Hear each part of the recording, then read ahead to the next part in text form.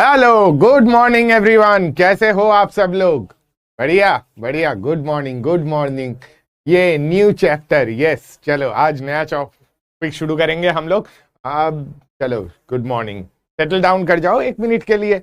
बाकी कुछ लोग अभी भी ज्वाइन करने वाले होंगे, कुछ लेट लतीफ होते हैं, वो थोड़ा लेट ज्वाइन करते हैं, तो उन लोगों के लिए भी 1 मिनट हम लोग और दे देते हैं। चलो शुरू करें, ठीक है।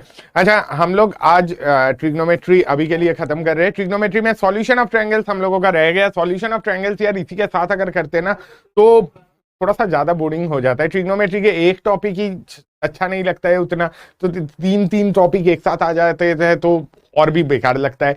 कोऑर्डिनेट ज्योमेट्री, यार कोऑर्डिनेट ज्योमेट्री बहुत इंपॉर्टेंट है, आप सभी जानते हो, इस बात को रियलाइज करते हो होपफुली, है ना। कोऑर्डिनेट ज्योमेट्री हम लोगों के 5 टॉपिक टोटल रहेगा। हम लोग ट्रिग्नोमेट्री जैसा नहीं करेंगे, ये 5 टॉपिक हम लोग लगातार करेंगे, है ना। Straight line, circle, parabola, ellipse, hyperbola, है ना। Straight line, circle, parabola, ellipse, hyperbola. इसमें जनरली ज्यादातर बच्चों को क्या होता है, स्ट्रेट लाइन के कंसेप्ट लगभग में पता होता है, ठीक है, बट क्वेश्चन अप्लाई नहीं होता है।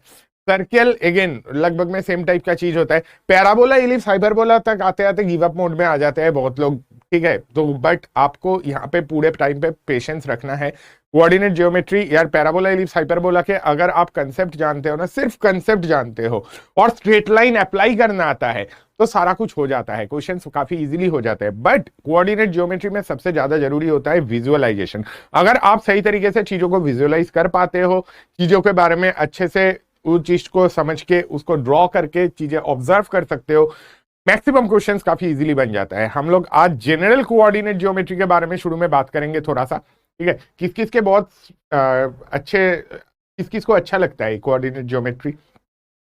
कितने लोग आप में से ऐसे हो जिनको कोऑर्डिनेट ज्योमेट्री काफी पसंद है? पहले जो अच्छे लगते हैं जिनको, वो लोग बता दे। रिफ्लेक्शन आ रहा है। एसओटी एसओटी एसओटी आएगा भाई, डोंट वरी, ठीक है, वो नहीं आएगा, मतलब ऐसा नहीं। न्यू क्लोथ्स नहीं है भाई, बहुत पुराना है, but at the same time I thought कि मतलब चलो, अब रोज रोज मैं ब्लैक पहनता हूँ, मैं खुद बोर्ड हो चुका था ब्लैक से। हाइपरबोला इज क्वाइट डिफिकल्ट, चलो कोई दिक्कत नहीं, आ जाएगा।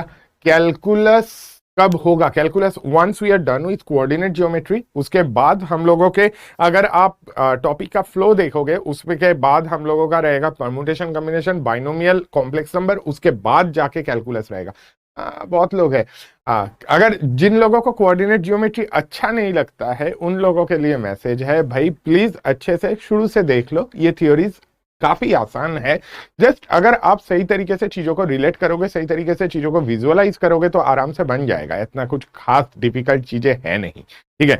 जिनको अच्छा लगता है उनको तो बहुत ही अच्छी बात है उनके लिए, ठीक है। अब भी अगला कुछ दिन काफी एंजॉय करोगे आप definitely. Straight line, circle, parabola, ellipse, hyperbola हम लोग एट ए स्ट्रेच खत्म करेंगे। अगर आप कोऑर्डिनेट ज्योमेट्री के बारे में देखोगे तो कोऑर्डिनेट ज्योमेट्री से 15 to 20% क्वेश्चन जेई एडवांस में पूछे जाते हैं। लगभग में सेम टाइप का वेटेज जेई मेंस में भी है। आप देखोगे स्ट्रेट लाइन से 1 या 2 क्वेश्चंस आते हैं, सेम सर्कल का रहता है, या तो 1 या तो 2 क्वेश्चंस आते हैं। पैराबोला, इलिप्स, हाइपरबोला तीनों मिला के कभी कभी 2 क्वेश्चंस आते हैं, कभी कभी 3 क्वेश्चंस आते हैं। तो कुल मिलाकर देखा जाए टोटल टॉपिक में से हम लोगों के कोऑर्डिनेट ज्योमेट्री के रफली अराउंड 5 से 6 क्वेश्चंस आ जाते हैं, है ना। ये 5 से 6 क्वेश्चंस हम लोगों को इंश्योर करना है। अगले 1 महीने का हम लोग टाइम लेंगे लगभग में, जब कोऑर्डिनेट ज्योमेट्री चलेगा। लास्ट मोमेंट तक आपको पेशेंस मेंटेन रखना है। जो ऑल्दो मैं जानता हूं आप सब काफी अच्छे हो इस हिसाब से कि हम लोगों का 10 अगस्त से कोर्स चालू हुआ है, अभी तक बहुत अच्छे जोश के साथ जुड़े हुए हो, यही जोश लास्ट तक दिखाने हैं, है ना।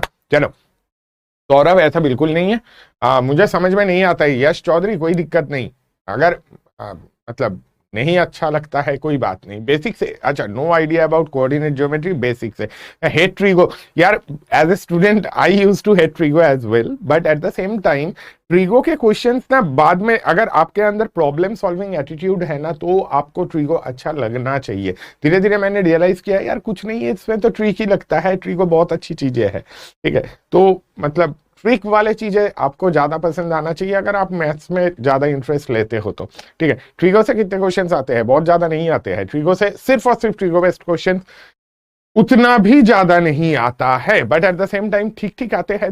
3-4 क्वेश्चंस तो आपको ट्रिगो से भी मिल जाएंगे, है ना। तो कोई भी टॉपिक अनइम्पोर्टेंट कुछ नहीं है, सारे इंपॉर्टेंट है। अभी के लिए एटलीस्ट आप प्लीज मत सोचो कि ये टॉपिक मैं स्किप कर दूं, ठीक है। जब तक टॉपिक चल रहा है पूरे जोश के साथ लगे रहो, उसके बाद जब खत्म हो जाएगा सिलेबस उस टाइम जाके आप पेपर लिखते टाइम चूज करो कि यार ये टॉपिक मुझे उतना भी अच्छा नहीं लगता है, क्या ये चीज मैं छोड़ सकता हूं। हाँ छोड़ सकते हो, कुछ कुछ टॉपिक्स के लिए एप्लीकेबल है ये बात। बट क्या ट्रिगो के बारे में आप ऐसा सोच सकते हो? बिल्कुल ऐसा कि मैं ट्रिगो छोड़ ही दूं, ये प्लीज मत सोचना, क्योंकि ट्रिगो का इंपॉर्टेंस और जगह पे भी रहता है ना। और भी चीजें कैलकुलेट करने में हमें कई बार ट्रिगो हेल्प कर देता है। तो ट्रिगो एकदम छोड़ दोगे ऐसा मत करो।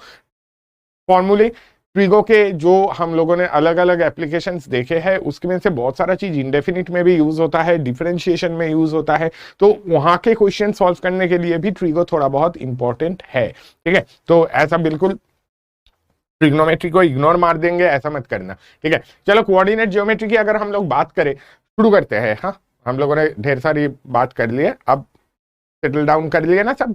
चलो शुरू करते हैं, कोऑर्डिनेट ज्योमेट्री के बारे में बातचीत करना चालू करते हैं, ठीक है। अगर हम लोग कोऑर्डिनेट ज्योमेट्री के बारे में बातचीत करना चालू करें तो सबसे पहले देखो कोऑर्डिनेट ज्योमेट्री हम लोग यूज क्यों करते हैं ये चीज समझो। कोऑर्डिनेट ज्योमेट्री जनरली हम लोग यूज करते हैं बहुत सारे अलग अलग केसेस के लिए, जिसमें से एक चीज प्रोमिनेंटली सामने हमेशा आ जाएगा। आप कोई भी वीडियोस वगैरह देखो कोऑर्डिनेट ज्योमेट्री कहाँ यूज होता है वगैरह वगैरह के, सबसे पहले आएगा लोकेशन के लिए। लोकेशन के लिए क्यों? देखो कोऑर्डिनेट ज्योमेट्री अगर मैं कोई भी चीज को डिस्क्राइब करना चाहूं, लेट्स से इस बोर्ड में कहां कहां पे क्या क्या चीज लिखा है ये चीज मुझे बताना है, तो मुझे कहीं ना कहीं एक रेफरेंस पॉइंट सेट करना होता है, ठीक है। वो रेफरेंस पॉइंट सेट करने के लिए सिस्टम अलग अलग बनाते हैं। दो सिस्टम पे मेनली हम लोग काम करते हैं। वन इज, आज हम लोगों ने कोई पीपीटी से नहीं करेंगे, one is Cartesian coordinate system.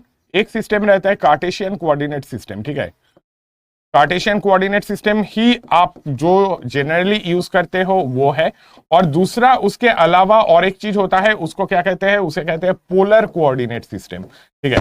Cartesian और पोलर दो टाइप के कोऑर्डिनेट सिस्टम हम लोग देखते हैं जनरली। पोलर कोऑर्डिनेट सिस्टम काफी कम यूज करते हैं। आप कॉम्प्लेक्स नंबर वगैरह में जाओगे तो कॉम्प्लेक्स नंबर में आपको पोलर कोऑर्डिनेट सिस्टम के बारे में और ज्यादा अच्छे से बताया जाएगा।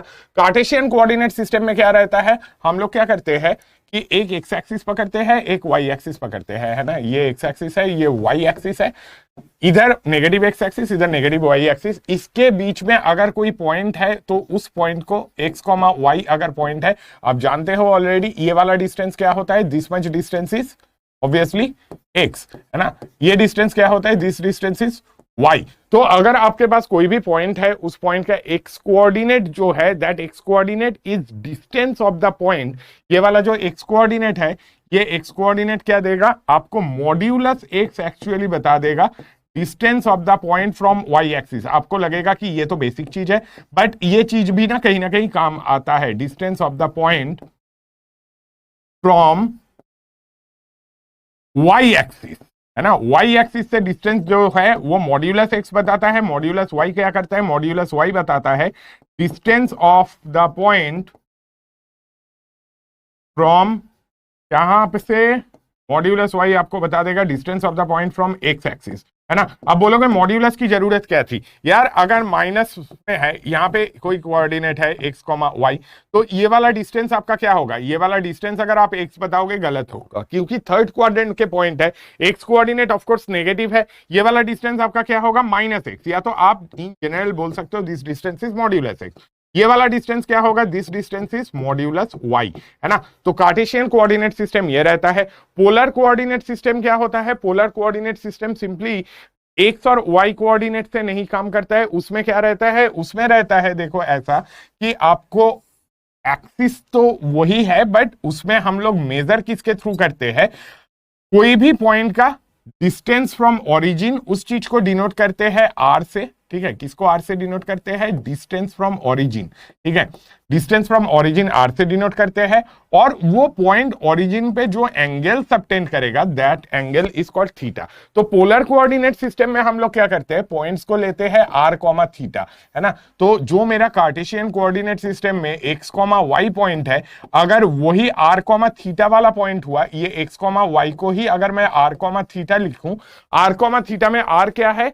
r is the distance of the point p from origin and theta is the angle subtended by p at origin. ठीक है, तो ऑब्वियस सी बात है, आप ये चीज ऐसे ही रिलेट कर सकते हो। इसका एक्स कोऑर्डिनेट जो होगा that will be same as, ये आर है ये थीटा है, तो this much length will be r cos theta. और अगर ये वाला डिस्टेंस देखोगे, ये डिस्टेंस कितना हो जाएगा, ये डिस्टेंस हो जाएगा आर साइन थीटा, है ना। राइट एंगल ट्रायंगल से ये चीज हमें ऑब्वियसली दिख जाएगा। तो आप ऑब्वियसली बोल सकते हो कि आपका x is r cos theta and y is equal to कितना, y is equal to r sine theta. इन दोनों से रिलेट करके आप r को x और y के टर्म्स में कैसे ले सकते हो, अगर आप इनको स्क्वायर करें और ऐड करें तो आपको क्या मिलेगा, x square equal to r square cos square theta, y square equal to r square sine square theta. Add होके क्या बनेगा, आर स्क्वायर बन जाएगा, आर स्क्वायर बनेगा root x square plus y square. तो आर इक्वल टू क्या बोल सकते हो, मैंने जल्दी में गलत नहीं लिखना है, r square is x square plus y square, r equal to क्या होगा, root x square plus y square. Similarly theta क्या होगा, थीटा होगा tan inverse y by x. ये चीज तो हम लोग ऑलरेडी देख चुके हैं, ट्रिग्नोमेट्री जब कर रहे थे तभी देखे थे, है ना। ए कॉमा बी को आर कॉमा थीटा अगर लिखोगे तो a equals to r cos theta, b equals to r sine theta, वहां से आप ये चीज को देख चुके हो, राइट। ठीक है, आर कॉमा थीटा क्लियर, ये आइडिया आपको क्लियर हो जाना चाहिए। दो टाइप के कोऑर्डिनेट सिस्टम लेकर हम लोग डील करते हैं, one is Cartesian coordinate system, the other is polar coordinate system. Cartesian coordinate system में क्या होता है, कार्टेशियन कोऑर्डिनेट सिस्टम में ओरिजिन यहाँ पे रहता है, उसके through x axis y axis draw कर लेते हैं, दो म्यूचुअली परपेंडिकुलर लाइंस। कुछ जगह पे अगर कोई ज्यादा अच्छे बुक्स पढ़ रहे हो तो आपको बाद में ऐसे भी दिखेगा कि कोऑर्डिनेट सिस्टम को हम लोग थोड़ा सा चेंज भी कर सकते हैं। कई बार ऐसे भी कर सकते हैं कि एक्सिस एक दूसरे से 90 पे इंक्लाइन ना हो के किसी और एंगल पे इंक्लाइंड है, बट ये सब चीज की जरूरत हमें अभी बिल्कुल नहीं पड़ रही है, तो नहीं करेंगे। ठीक है, Cartesian coordinate system, polar coordinate system के बारे में हम लोगों ने थोड़ा सा देख लिया। मेजरली एक्स कॉमा वाई अगर है, mod x is the distance of the point from y axis, mod y is the distance of the point from x axis, ये चीज होता है। ठीक है, साथ में आप ये भी चीज जानते हो, x axis के इक्वेशन क्या होता है, x axis का इक्वेशन होता है y इक्वल टू 0। ठीक है, अभी से हम लोग इक्वेशन के बारे में बात करना चालू कर रहे हैं। देखो इक्वेशन क्या चीज है, ये चीज अगर आपको अच्छे से समझ में नहीं आता है तो इसे ऐसे समझ लो, equation is the general description of a line. ठीक है, general description of a line मतलब इस लाइन के ऊपर बहुत सारे पॉइंट्स है ना। ये जो एक्स एक्सिस है इसके ऊपर ढेर सारे पॉइंट्स है, इनफाइनाइट पॉइंट्स है इनफैक्ट, है ना। ये इनफाइनाइट पॉइंट्स को इकट्ठे कैसे डिस्क्राइब कर सकते हैं, इकट्ठे अगर डिस्क्राइब करना है, जनरली लोग इकट्ठे एक पर्टिकुलर चीज को डिस्क्राइब करने के लिए क्या तरीका अपनाते हैं, जो प्रॉपर्टी उन सब में कॉमन है उस चीज को बोल देते हैं कि हाँ चलो इसका जनरल डिस्क्रिप्शन ये है। तो ये इसके में भी जनरल डिस्क्रिप्शन आपका क्या होगा, जनरल डिस्क्रिप्शन आप ये बोल सकते हो कि एक्स एक्सिस के ऊपर यार जो भी पॉइंट्स है सारे पॉइंट्स के वाई कोऑर्डिनेट 0 है, सारे पॉइंट्स के y कोऑर्डिनेट 0 है तो y इक्वल टू 0 इसका इक्वेशन। सिमिलरली y एक्सिस का इक्वेशन क्या होता है, y एक्सिस का इक्वेशन होगा x इक्वल टू 0, क्योंकि इसके ऊपर कुछ भी पॉइंट कंसीडर करो सारे पॉइंट्स के x कोऑर्डिनेट क्या हो जाएगा, 0 हो जाएगा, है ना। सारे पॉइंट्स के अगर x कोऑर्डिनेट 0 होता है तो फिर भाई कोई टेंशन ही नहीं है। ठीक है, जनरल डिस्क्रिप्शन इक्वेशन क्या बन जाएगा, x इक्वल्स टू 0। अगर आपको कोई हॉरिजॉन्टल लाइन मिले, कोई भी हॉरिजॉन्टल लाइन, हॉरिजॉन्टल लाइन किस फॉर्म में होता है, हॉरिजॉन्टल लाइन अगर आप लिख रहे हो कोई भी आई तो लिखो हॉरिजॉन्टल लाइन। हॉरिजॉन्टल लाइन को आप कैसे लिखोगे, कोई भी हॉरिजॉन्टल लाइन इस फॉर्म में होता है कि this is y equal to some constant, है ना। हॉरिजॉन्टल लाइन अगर आपको लिखना है, कोई भी हॉरिजॉन्टल लाइन आप कैसे लिखते हो, इसे आप लिखोगे y equal to some constant, y equal to a, ऐसे फॉर्म में। क्यों, लेट्स से अगर मेरा y को x एक्सिस से एक यूनिट ऊपर एक हॉरिजॉन्टल लाइन मिले, ये हॉरिजॉन्टल लाइन जो है, इस हॉरिजॉन्टल लाइन का डिस्क्रिप्शन क्या होगा, y इक्वल्स टू 1, क्योंकि इसके ऊपर किसी भी पॉइंट को देखोगे सारे पॉइंट के y coordinate is 1, so y equal to 1 will be equation of this horizontal line. ठीक है, अब ये हॉरिजॉन्टल लाइन का general description y equals to some constant. Similarly अगर आपको कुछ वर्टिकल लाइन लिखना है तो आप कोई भी वर्टिकल लाइन को जनरली कैसे डिस्क्राइब कर सकते हो, वर्टिकल लाइन को जनरली डिस्क्राइब कर सकते हो इस हिसाब से x equals to some constant से।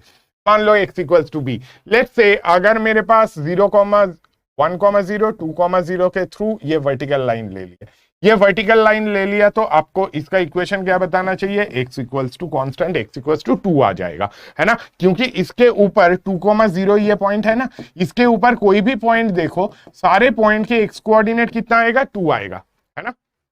हॉराइजेंटल लाइन लोगे तो हॉराइजेंटल लाइन का y equals to constant, vertical line का x इक्वल्स टू कांस्टेंट। बाद में कभी भी हम लोग, आपको अभी तो ये डेफिनेटली बहुत आसान लग रहा होगा, बाद में कभी भी x इक्वल्स टू कांस्टेंट देख के अगर मैंने बोल दिया कि ये एक वर्टिकल लाइन है, तब भाई क्वेश्चन मत करना, अभी से समझ लो वर्टिकल लाइन है x equals to constant, horizontal line है y इक्वल्स टू कांस्टेंट। ठीक है प्रदीप, इस पे आ जा।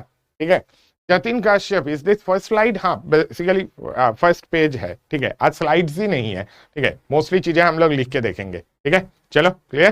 पोलर कोऑर्डिनेट, आदित्य कुमार देख पोलर कोऑर्डिनेट में क्या है, पोलर कोऑर्डिनेट में और एक बार बता देता हूं, पोलर कोऑर्डिनेट हम लोगों को बाद में जब हम लोग कॉम्प्लेक्स नंबर करने जाएंगे तब आएगा, अभी इतना ज्यादा कुछ खास नहीं है, बट तब भी देखो पोलर कोऑर्डिनेट में जैसे कि कार्टेशियन कोऑर्डिनेट में आप क्या करते हो, एक्स और वाई कोऑर्डिनेट लेके चलते हो, पोलर कोऑर्डिनेट में आप किसे लेके चलोगे, आर और थीटा। आर क्या है, r is the distance of the point from origin. आप वैसे भी जानते हो ये वाला लेंथ कितना है, दिस लेंथ इज वाई, ये वाला लेंथ कितना है, दिस लेंथ इज एक्स। तो सिंपल देख राइट एंगल ट्रायंगल बन रहा है, आप राइट एंगल ट्रायंगल का हाइपोटेन्यूज कितना है, आर है, बेस कितना है, एक्स है, परपेंडिकुलर कितना है, y है, r square equals to x square plus y square. आप डायरेक्टली पाइथागोरस से लिख सकते हो, आर इक्वल टू कितना आ जाएगा, root x square plus y square. आप पूछोगे प्लस माइनस क्यों नहीं लिया, प्लस माइनस भाई इसलिए नहीं लिया क्योंकि आप डिस्टेंस की बात कर रहे हो, डिस्टेंस आपको पॉजिटिव में मिलना चाहिए, तो r is root x square plus y square.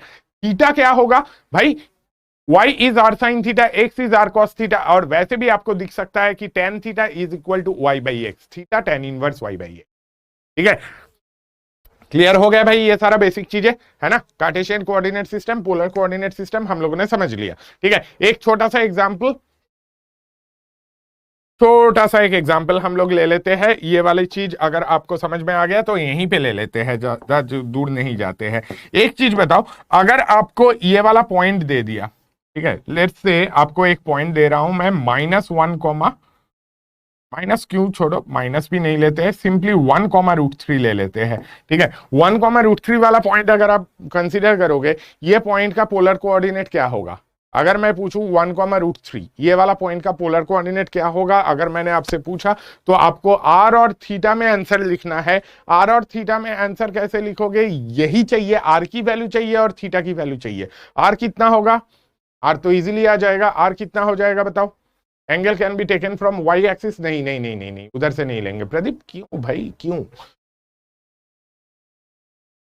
Shifting of axis करना है, हाँ भाई करना है, ऑफ कोर्स करना है, क्यों नहीं करेंगे, बट शिफ्टिंग ऑफ एक्सिस बाद में, अभी नहीं, रुक जा, टाइमली सब कुछ आ जाएगा, ऐसा कोई चीज होगा ही नहीं जिसे हम लोग इग्नोर मार के बोलेंगे नहीं नहीं इसे नहीं करना है। ठीक है अब 1,√3 का पोलर कोऑर्डिनेट देखोगे तो कितना आएगा, आर की वैल्यू आएगा 2, है ना, थीटा की वैल्यू कितना आएगा, आर की वैल्यू तो 2 है, थीटा की वैल्यू 60 डिग्री, वेरी गुड, π/3 है ना, सब बता रहे हो, आर की वैल्यू 2, थीटा की वैल्यू 60 डिग्री, क्यों, आर कितना हो जाएगा, √1 + 3 कितना बनेगा, 1 + 4 3 का 4 बन जाएगा, square root of that 2, theta कितना π/3, हो गया खत्म, चलो बहुत बढ़िया।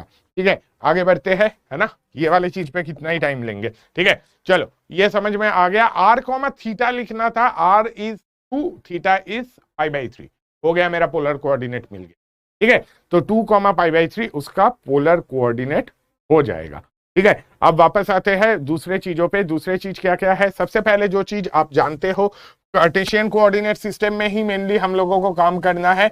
सबसे पहले बेसिक चीजों पे बात करें, सबसे पहले बात करते हैं डिस्टेंस फॉर्मूले की। यार डिस्टेंस फॉर्मूला आप लोग जानते हो, डिस्टेंस फॉर्मूला तो बचपन से कर रहे हैं, है ना, मतलब 10th वाला बचपन। ठीक है तो डिस्टेंस फॉर्मूला कैसा रहता है, अगर आपके पास 2 पॉइंट है, एक पॉइंट है x1, y1, लेट्स से ये वाला पॉइंट x1, y1 है और दूसरा वाला पॉइंट x2, y2 है। ठीक है इन दोनों के बीच में अगर आपको डिस्टेंस चाहिए, P ये पॉइंट Q है, x2, y2, ठीक है इन दोनों के बीच में डिस्टेंस चाहिए, तो हम लोग ना हमेशा देखो ये डायग्राम बना के मैं बता इसलिए रहा हूं कि आप कैसे कोऑर्डिनेट में आगे भी प्रोसीड करोगे वो चीज समझो। बेसिक से ही जाते हैं, ठीक है। हम लोग नॉन क्वांटिटीज से लेते हैं ये वाला डिस्टेंस। अगर मैं देखूं पी से मैंने क्यू से परपेंडिकुलर ड्रॉप किया, पी से परपेंडिकुलर ड्रॉप किया, और इस वाले लाइन पे भी एक परपेंडिकुलर ड्रॉप किया। Let this point be T, this point be S, this point be R, ठीक है। तो मेरा क्यू टी लेंथ कितना हो जाएगा, क्यू से लेके टी का लेंथ कितना आ जाएगा, y2, है ना। इतना सा लेंथ क्या बनेगा, ये वाला लेंथ आपका बन जाएगा y2 माइनस y1, ठीक है। ये वाला लेंथ आपका क्या बन जाएगा, this much length will B x2 minus x1, है ना। ये अगर है तो ऑब्वियसली PQ लेंथ आपको चाहिए। PQ डिस्टेंस क्या बन जाएगा, PQ डिस्टेंस आपका बन जाएगा अंडर रूट, कैसे, आप अगेन पाइथागोरस अप्लाई करोगे तो आ जाएगा x2 माइनस x1 का whole square plus y2 minus y1 का होल स्क्वायर। ये डिस्टेंस किसको नहीं पता है, डिस्टेंस तो सबको पता रहता है, बट इसके डिस्टेंस फॉर्मूला फिर से बता दूं। अरे अभी तो बताया, देखो फिर से। चलो हम लोग क्या कर रहे हैं, P से Q के बीच में डिस्टेंस ढूंढ रहे हैं। मैंने Q से परपेंडिकुलर ड्रॉप किया इस पे, किस पे, एक्स एक्सिस पे, ठीक है। और P से भी परपेंडिकुलर ड्रॉप किया। ये दोनों परपेंडिकुलर जो ड्रॉप किया, इन दोनों का लेंथ मुझे पता है। क्या, इसका लेंथ कितना है, इसका लेंथ है y1, है ना, क्योंकि ये P पॉइंट का y कोऑर्डिनेट है। ये वाला लेंथ क्या है, QT लेंथ आपका बन जाएगा y2, ठीक है। तो QR लेंथ कितना होगा, QR लेंथ आपका आ जाएगा y2 minus y1। Similarly PR length x2 minus x1। तो PQ चाहिए था PR square plus QR square का स्क्वायर रूट। PR स्क्वायर कितना बनेगा, x2 माइनस x1 का होल स्क्वायर। QR स्क्वायर कितना, y2 माइनस y1 का होल स्क्वायर। PQ कितना, square root of x2 minus x1 whole square plus y2 minus y1 whole square. ये मेरा PQ length आ गया, है ना। अब क्वेश्चन, इससे भी क्वेश्चन आते हैं क्या, हाँ आते हैं। एक छोटा सा शब्द है जिसके बारे में मतलब जनरली लोग जिसको बिल्कुल पसंद नहीं करते हैं, ठीक है, उसको ये बारे में हम लोग थोड़ा बहुत बात भी कर लेंगे। पहले आप एक चीज बताओ, क्वेश्चन एक छोटा सा, द डिस्टेंस, रदर आपसे क्वेश्चन ये पूछे, फाइंड द डिस्टेंस बिटवीन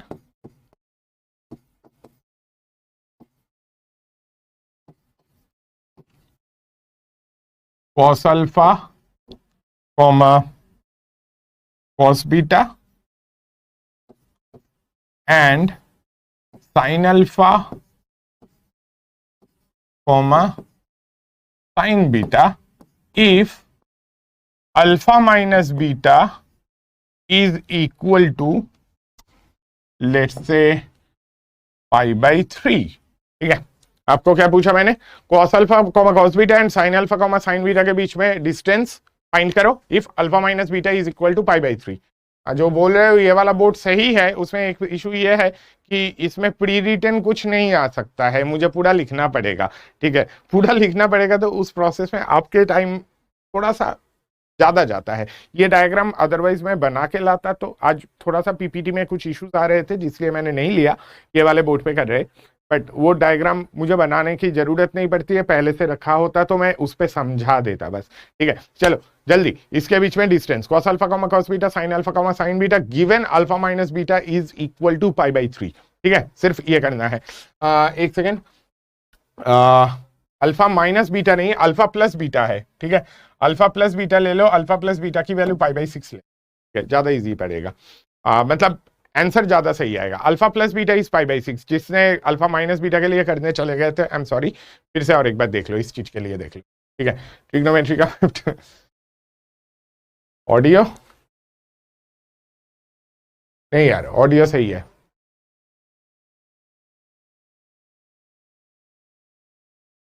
ये किसी का आंसर डायरेक्टली आ गया,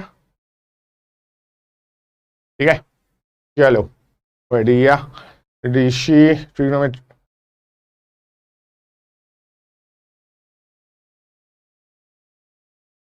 सुंदरम 0 1 1 यूनिट है, किसी का हाफ यूनिट है। इतने सारे अलग अलग आंसर कैसे आ सकता है, मैथ्स में एक ही क्वेश्चन है, इसमें अलग अलग आंसर कैसे, एक क्वेश्चन में अलग अलग आंसर थोड़ी ना आ सकता है। 1 1 1, चलो देख लेते हैं डिस्टेंस कितना आ जाएगा, under root cos alpha minus sin alpha का होल स्क्वायर और plus cos beta minus sin beta का होल स्क्वायर, है ना। चेंज कर लिया था, alpha plus beta pi by 6 कर लिया था, है ना। तो इधर कितना आ जाएगा, अंडर रूट आपको क्या मिलेगा, cos square alpha plus sine square alpha -2 sine alpha cos alpha, है ना। ये तो आप लोग एक बार में कर लेते हो, plus cos square beta plus sine square beta -2 sign square beta sine beta cos beta, है ना। तो इसमें क्या आ जाएगा, इसमें आपको मिल जाएगा ऑब्वियसली, देख sine square alpha plus cos square alpha is 1, cos square beta plus sine square beta is 1, तो ये क्या बना, under root 2 minus twice sine alpha cos alpha plus sine beta cos beta, ठीक है।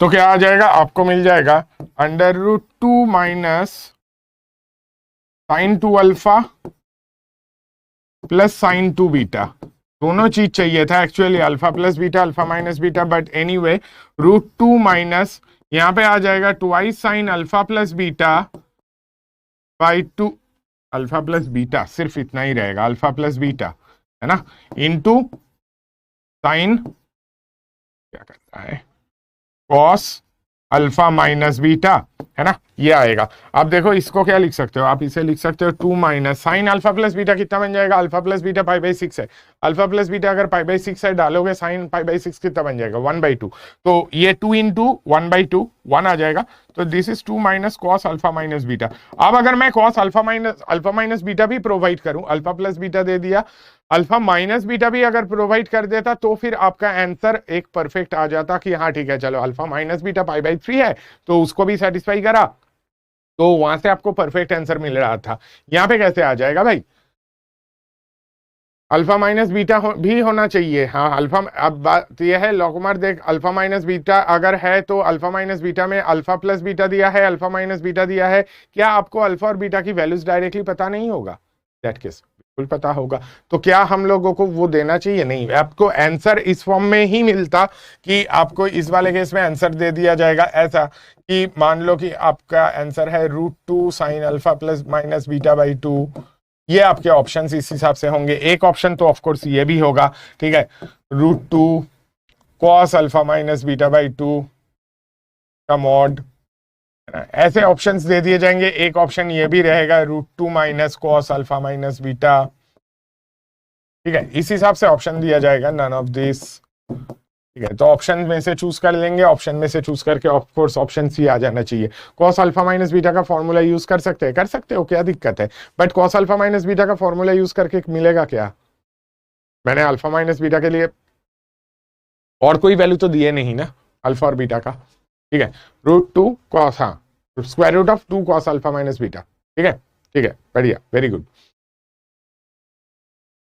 अल्फा माइनस बीटा के बिना नहीं होगा, अल्फा माइनस बीटा के बिना एग्जैक्ट वैल्यू नहीं मिलेगी, एग्जैक्ट वैल्यू अगर नहीं मिले तो कोई बात नहीं, ऑप्शन तो उस हिसाब से रहेगा ना भाई, ठीक है,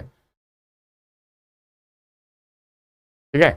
यहाँ पे ये देखो कुछ लोग ना जल्दबाजी में ये चीज गलत कर रहे हो कि 2 sine alpha cos beta cos alpha sign beta करके उसे साइन अल्फा प्लस बीटा कर लिए, साइन अल्फा प्लस बीटा मेरे को चाहिए ही नहीं था, है ना, मतलब वहां पे साइन अल्फा प्लस बीटा आपको मिलेगा ही नहीं, ये वाली चीज को जिन्होंने भी साइन अल्फा प्लस बीटा किया है प्लीज थोड़ा सा देख के, ठीक है, आपके एक्सपेक्टेशन कुछ और हो सकता है, क्वेश्चन में कुछ और हो सकता है, ठीक है।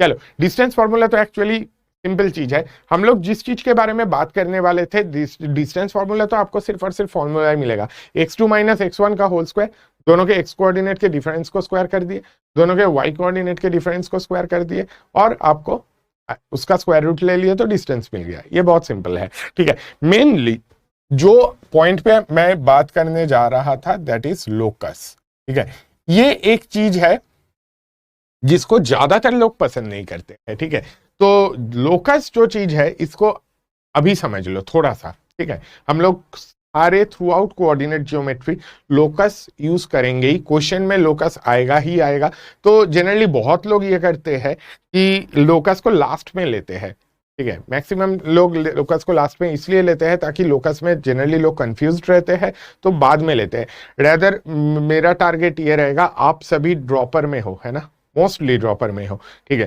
ड्रॉप करके आप ये एग्जाम लिख रहे हो, जो चीज से डर लगता है ना उस चीज को पहले ही सामना कर लो उस चीज, ठीक है, देख लो, समझ लो। लोकस अगर आपको अच्छा नहीं लगता है, लोकस वर्ड देख के ही बहुत लोगों के मन में लगता है कि ये क्वेश्चन मेरे से सॉल्व नहीं हो पाएगा, जबकि आधे से ज्यादा टाइम क्वेश्चन एक्चुअली काफी इजी होता है। ठीक है, आइडिया बता रहे हैं। लोकस क्या होता है? लोकस बेसिकली वो चीज है जिसके थ्रू आप कोऑर्डिनेट में सारे चीजों की इक्वेशन फाइंड करते हो। सारे चीजों की इक्वेशन फाइंड करते हो मतलब मैक्सिमम चीजें कोऑर्डिनेट में आपको जो मिलता है। आप एक स्ट्रेट लाइन की बात करो, अगर आप उसका इक्वेशन फाइंड कर रहे हो, कैसे फाइंड करते हो? आप उसका लोकस फाइंड करते हो।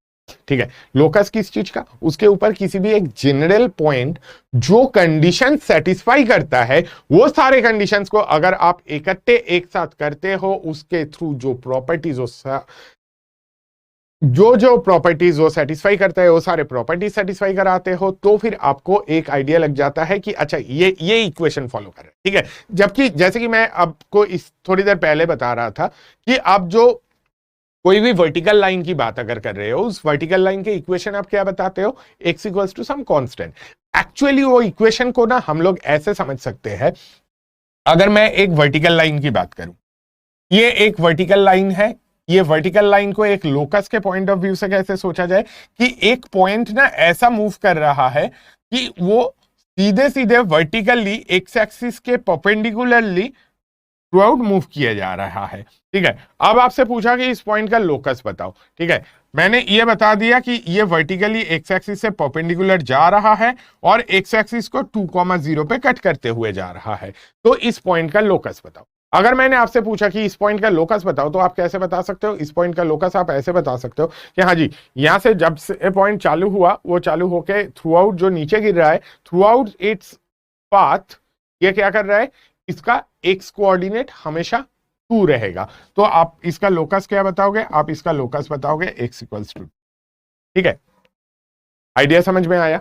फिर से बता रहा हूं, लोकस क्या होता है? लोकस इज बेसिकली एक पर्टिकुलर कंडीशन जो कि कोई point through out it's journey satisfy कर रहा है। क्या एक कंडीशन होना जरूरी नहीं है? नहीं, कई सारे अलग अलग कंडीशंस भी सेटिस्फाई कर सकता है। ठीक है, वो सारे कंडीशन सेटिस्फाई करके पॉइंट जो पाथ फॉलो कर रहा है, उस पाथ का जो इक्वेशन आप बताओगे, that is actually the locus of A point. ठीक है, तो लोकस फाइंड करना और वो पॉइंट जो पाथ फॉलो कर रहा है उसका इक्वेशन बताना बिल्कुल अलग नहीं है, सेम है। सेम है क्या क्या चीज? और एक बार, अगर कोई पॉइंट एक पाथ फॉलो कर रहा है, जैसे कि ये पॉइंट क्या कर रहा है? थ्रू आउट एक्स एक्सिस से परपेंडिकुलर होके आ रहा है और एक्स एक्सिस को 2,0 पे कट कर रहा है, तो ये वाली लाइन जो है, ये लाइन बन गया उस पॉइंट का पाथ। इसका इक्वेशन क्या बना? x equals to 2। ये उस पॉइंट का लोकस हो। ठीक है, तो लोकस मतलब कहीं पे भी अगर आप लोकस बता रहे हो, तो what are you actually doing? The point which is following a path, आप उस पाथ का इक्वेशन बता रहे हो, है ना? तो उस पाथ का जो इक्वेशन बता दिए, वो उस पॉइंट का लोकस हो गया। ठीक है, और एक एग्जांपल, एक पॉइंट है लेट्स से 1,3 पे। ठीक है, कोई एक पॉइंट है जो कि क्या कर रहा है? 1,3 से 2 यूनिट्स डिस्टेंस मेंटेन करते हुए हमेशा मूव कर रहा है। तो 2 यूनिट्स डिस्टेंस, अब 2 यूनिट्स डिस्टेंस यहां से ये है, यहां से भी 2 यूनिट्स डिस्टेंस अगर आप देखोगे तो आपको ये वाला पॉइंट मिलेगा। तो ये जो पॉइंट है जो कि 1,3 से 2 यूनिट्स डिस्टेंस मेंटेन करके मूव कर रहा है, ये पॉइंट का लोकस क्या होगा? ये पॉइंट का लोकस एक्चुअली होगा इक्वेशन ऑफ दिस सर्किल। अब ये जो सर्किल का इक्वेशन, जो सर्किल बनेगा, ये सर्किल का इक्वेशन हम लोग जो बताएंगे, that is the locus of this point P, जो कि क्या कर रहा है? 1,3 से 2 यूनिट्स डिस्टेंस मेंटेन करके मूव कर रहा है। ठीक है, तो लोकस का आइडिया क्या हो गया? लोकस का आइडिया इज कि कोई एक पॉइंट अगर कुछ कंडीशन सेटिस्फाई करके एक पाथ को फॉलो कर रहा है, उस पाथ का जो बेस डिस्क्रिप्शन है, यानी कि उस पाथ का जो इक्वेशन है, वो इक्वेशन इस पॉइंट का लोकस। ठीक है, तो इस पॉइंट का लोकस क्या बन जाएगा? इस पॉइंट का लोकस बन जाएगा, आप अब सोचोगे ये पॉइंट अगर x, y है, तो ये पॉइंट x, y है, तो इसका लोकस क्या बनेगा? P पॉइंट का लोकस ऑफ P। इस वाले केस में आप बता सकते हो कि लोकस ऑफ P क्या होगा? लोकस ऑफ P हो जाएगा x - 1 whole square plus y - 3 whole square इसका square root is equal to 2, है ना, इससे इतना डिस्टेंस मेंटेन करके चल रहा है। तो आप क्या बता सकते हो, x minus one whole square plus y minus three whole square is equal to 4। और एक पॉइंट के बारे में बात करते हैं, ठीक है। मान लो कि एक पॉइंट ऐसा है जो कि विथ टाइम t मूव कर रहा है। एक पॉइंट आपको कुछ एग्जाम्पल और एक दे रहे हैं। नेक्स्ट एग्जाम्पल, वो पहला, ये दूसरा, ये तीसरा। A point starting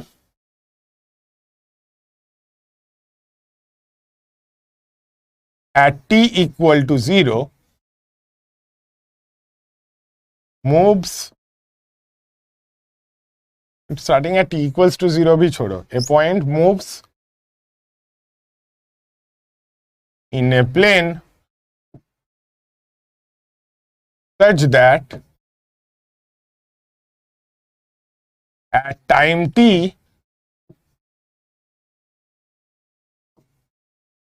its coordinates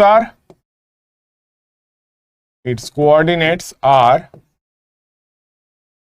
2t square, 3t।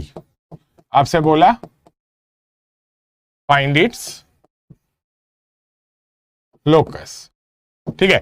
थोड़ा सा डिफरेंट हो गया, है ना। अब देखो, टाइम टी पे अगर ये 2t स्क्वायर 3t पे पहुंचा तो इसके लोकस बताना है। कैसे लोकस फाइंड करेंगे? देखो, लोकस फाइंड करने के लिए आइडिया क्या रहेगा, आप सिंपली समझ रहे हो कि इसमें टाइम टी को हटाते हैं, टाइम टी को हटा के देखते हैं। क्यों?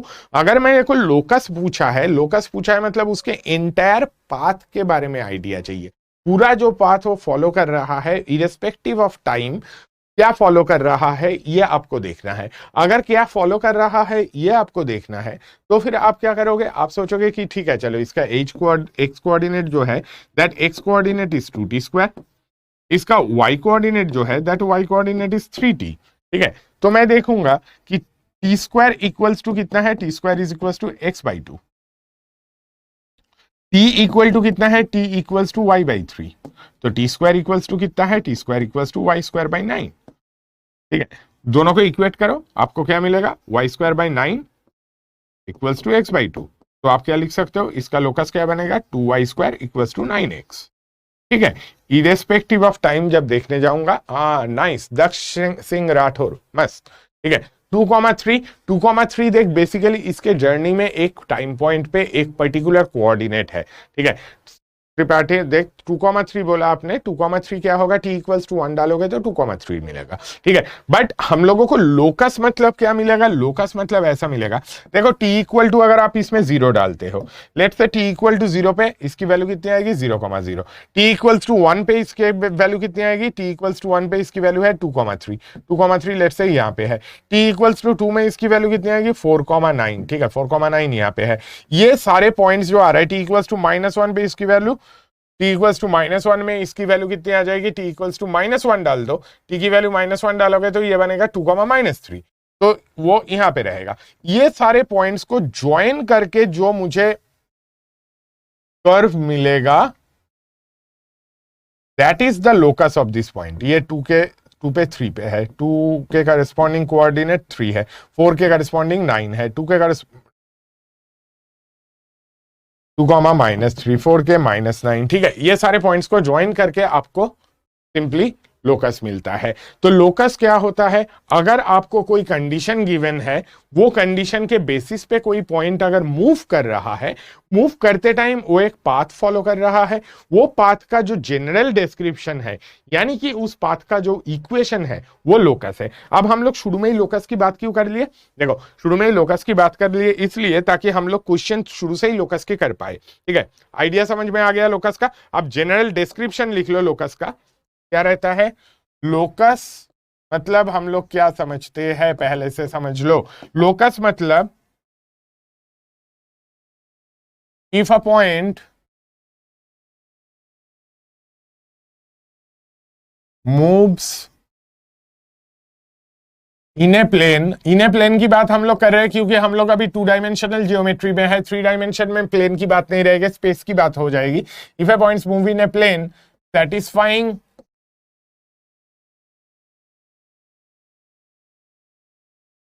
given conditions,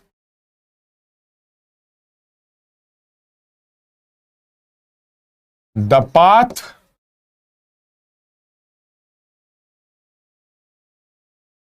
followed by the point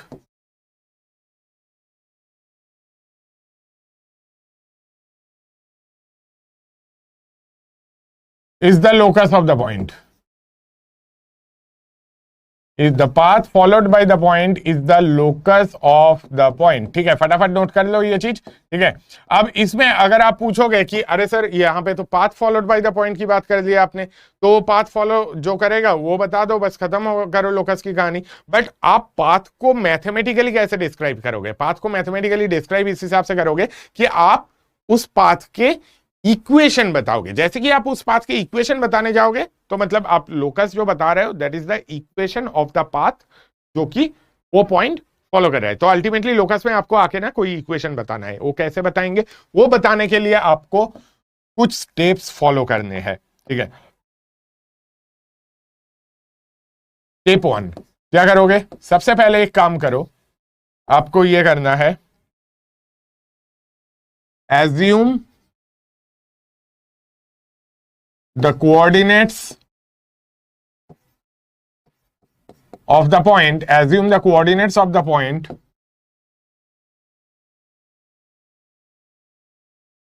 at any instance be h, k.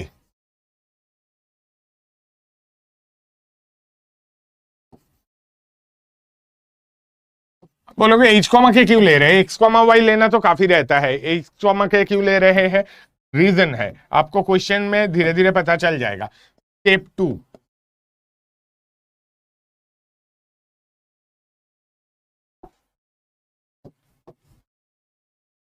satisfy all the given conditions। ठीक है, फिर आपका काम क्या रहेगा? जितने भी कंडीशंस है वो सारा कुछ डाल दो इस पे। हम लोग कुछ इंटरेस्टिंग क्वेश्चंस अभी करने वाले हैं, तो धीरे धीरे आइडिया पूरा लग जाएगा। स्टेप 3 क्या करोगे भाई? Ignore any unknown parameters, ignore नहीं, rather we should be eliminate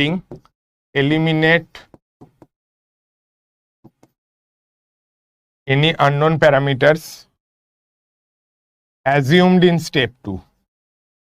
ठीक है, स्टेप 2 में कई बार हम लोग अननोन पैरामीटर्स एज्यूम करते हैं, उसे एलिमिनेट करना पड़ेगा हमें। ठीक है, मैं सारा कुछ एग्जांपल के थ्रू बताऊंगा, तो प्लीज अभी के लिए नोट करते जाओ। स्टेप 4 क्या है?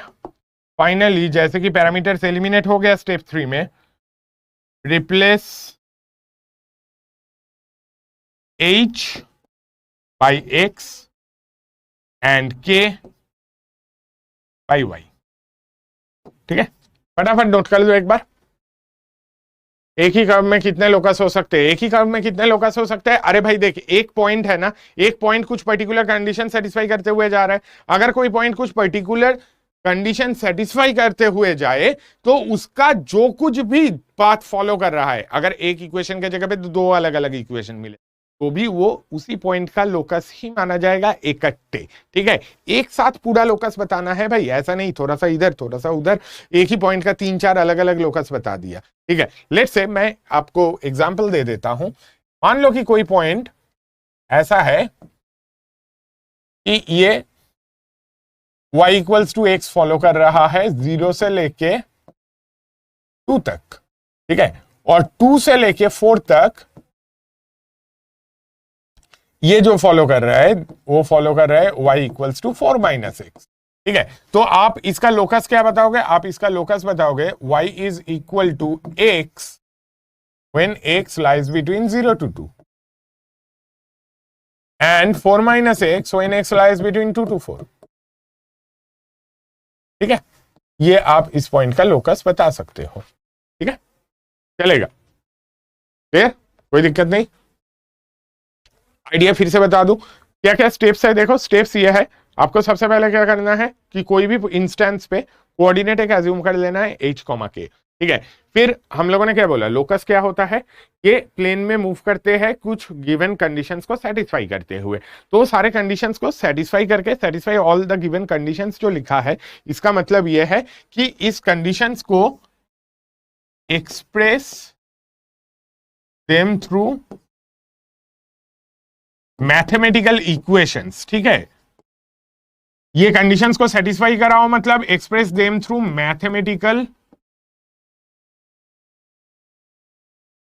इक्वेशंस, ठीक है। अब ये जैसे कि आप वो सारे कंडीशंस को मैथमेटिकल इक्वेशंस में एक्सप्रेस करते जाओगे ना, करते टाइम क्या होता है, कई बार हम लोग बीच में अननोन पैरामीटर्स एज्यूम कर लेते हैं, ठीक है। जैसे कि लास्ट वाला जो मैंने एग्जांपल लिया था, जहां पे वो पॉइंट 2t² 3t फॉलो कर रहा था, वो फॉलो करते टाइम अननोन पैरामीटर मेरा क्या था, t था, ठीक है। t एक पैरामीटर था जिसको आपको दिया गया, तो उसे एज्यूम करना था, आपको डिस्क्राइब करने के लिए दे दिया था, उसको आपको एलिमिनेट भी करना है।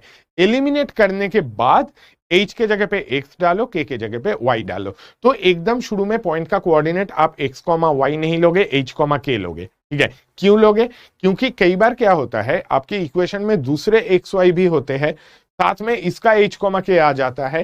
तो h, k के जगह पे अगर उसको भी आप x, y लेते हो, कौन सा x किसका है वो ढूंढते ढूंढते हम लोग पागल हो जाएंगे। इनफैक्ट एग्जाम में जल्दी में वहां पे गलती करने की पूरे संभावना रहते हैं, तो हम लोग वो नहीं करेंगे। एकदम शुरू में पॉइंट का कोऑर्डिनेट फाइंड कर लेंगे, कोऑर्डिनेट को एज्यूम कर लेंगे, एज्यूम करेंगे h, k एज्यूम करके उसके सारे कंडीशन सेटिस्फाई कराएंगे, और फिर उसके बाद धीरे धीरे अननोन पैरामीटर्स को एलिमिनेट करके h के जगह पे x, k के जगह पे y लाएंगे, लोकस मिल जाएगा, ठीक है। ये स्टेप्स है, क्वेश्चन में करके देखते हैं। एग्जाम्पल है, एग्जाम्पल आता है पे आते हैं, ठीक है। चलो आपके लिए एग्जाम्पल ये है, मान लो क्वेश्चन ऐसा है, a point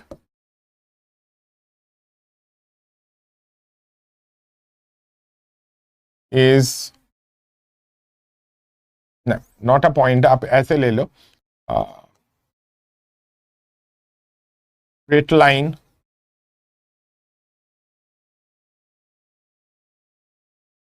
AB in first quadrant is such that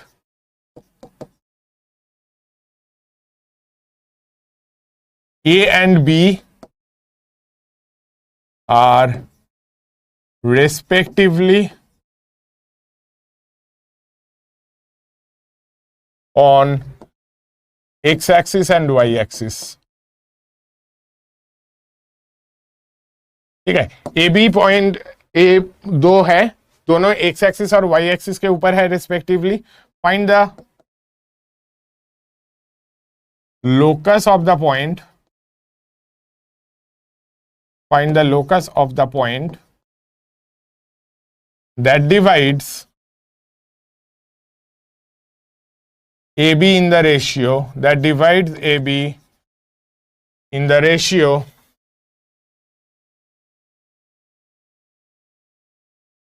3:4 if AB is equal to 14 units, ठीक है। AB एक स्ट्रेट लाइन है, ठीक है, वो फर्स्ट क्वाड्रेंट में भी बता दिया मैंने, ठीक है। ये एक स्ट्रेट लाइन है जो कि फर्स्ट क्वाड्रेंट में है AB, ठीक है।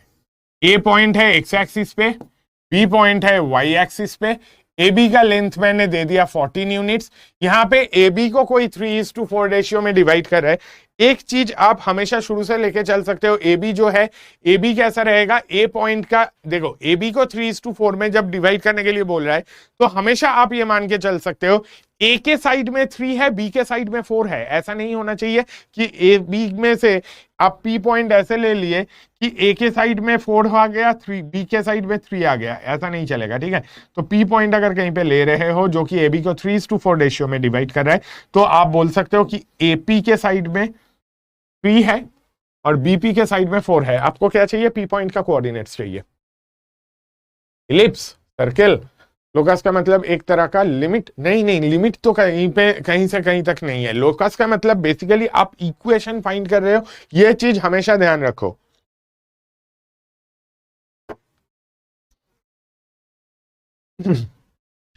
आप लिमिट नहीं फाइंड कर रहे हो, आप एक तरह की इक्वेशन ही फाइंड कर रहे हो। इक्वेशन कैसे फाइंड कर रहे हो, किस पॉइंट का फाइंड कर रहे हो, पी पॉइंट का। क्यों, देखो ए बी में मैंने सिर्फ ये दे दिया कि ए बी एक्स में से A B, A point x axis पे है, बी पॉइंट वाई एक्सिस पे है, ठीक है। अब पोजीशन ये ना हो कि पी पॉइंट का ऐसा भी हो सकता था, कैसा, ए इधर है, बी इधर है, ठीक है, ये मेरा ए बी है। अब ये ए बी अगर है, पी पॉइंट यहां पे है जो कि ए बी को 3:4 रेशियो में डिवाइड कर रहा है, ठीक है। ये भी सीन बन सकता है, ये भी सीन बन सकता है। तो पी के डिफरेंट डिफरेंट पोजीशंस को अगर आप एक साथ करके देखें तो वो जो पाथ फॉलो किया, जो उसका कर्व बना, उस कर्व का इक्वेशन फाइंड करना ही पी का लोकस फाइंड करना है। आइडिया समझ में आया कि आपको जो कंडीशन दिए है पी ने, वो सारे कंडीशन सेटिस्फाई किए। सेटिस्फाई करते टाइम क्या करेगा, वो कोऑर्डिनेट सिस्टम में डिफरेंट डिफरेंट पॉइंट्स पे रहेगा, वो सारे पॉइंट्स को ज्वाइन करोगे तो आपको कुछ पाथ मिलेगा। जो पाथ मिला उसका इक्वेशन फाइंड कर रहे हो आप जब आप लोकस फाइंड कर रहे हो, ठीक है। क्लियर हो गया। PB is to P A, PB is to P A 3:4 नहीं है रे भाई, ए बी को 3:4 रेशियो में डिवाइड कर रहा है। तो मतलब आप बोलोगे AP is to BP is equal to 3:4, ठीक है, ऐसा बोलना चाहिए। AP is to BP is 3:4, ठीक है। नहीं नहीं, x plus y equals to 14 नहीं होगा, रेशियो गलत है। रेशियो गलत कैसे है, मैंने क्वेश्चन दिया यार। Point divides A be in the ratio 3:4, ए के साइड में 3, बी के साइड में 4, ठीक है। ए बी को 3:4, ठीक है। ए बी ए से शुरू किया, बी पे खत्म किया, पहले आया 3, बाद में आया 4, ठीक है। तो ए बी को 3:4 में डिवाइड करने की बात जब कर रहे हो, ए के साइड में 3, इतना सा लेंथ 3 है, इतना सा लेंथ 4 है, ऐसे समझो हमेशा, ठीक है। ए बी को 3:4 बोला, ए के साइड में 3, बी के साइड में 4, ठीक है। वाई यू टिक पी, अरे कोई भी पॉइंट लेना होता है ना, पॉइंट पी से शुरू होता है, पी ले लेते हैं, ज्यादा सही लगता है मुझे, ठीक है। 3x प्लस 4y 98, 6,8, 6,8 तो एक लोकेशन ये मिला। 3x plus 4y equals to 14, कायदे से नहीं होना चाहिए। देख बहुत सारे तरीके से कर सकते हैं, ठीक है। पहले एक तरीका बता दूं, फिर दूसरे तरीके में आएंगे, ठीक है। लेट्स से मैंने क्या किया, पी पॉइंट से एक परपेंडिकुलर ड्रॉ कर रहा हूं, एक नहीं दो परपेंडिकुलर ड्रॉ किया। एक परपेंडिकुलर एक्स एक्सिस पे ये वाला, और एक परपेंडिकुलर वाई एक्स, एक वाई एक्सिस पे, ये एक्स एक्सिस पे, ये दोनों परपेंडिकुलर ड्रॉ किया, ठीक है। अच्छा, एपी लेंथ कितना है, देखो ए बी 14 यूनिट्स अगर है, आपका एपी कितना मिलेगा, एपी आपको कितना मिल जाएगा भाई, एपी आपको मिल जाएगा, एपी 14 यूनिट्स है ना।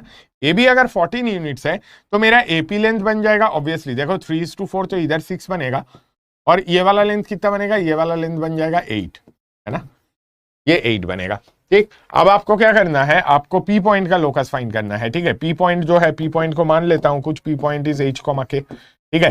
तो h, k अगर मानोगे तो ये वाला लेंथ कितना है h, और ये वाला लेंथ कितना है k, ठीक है। एक काम करते हैं, दोनों ट्रायंगल में मुझे एक चीज दिख रहा है कि एक एंगल तो कॉमन है, ठीक है।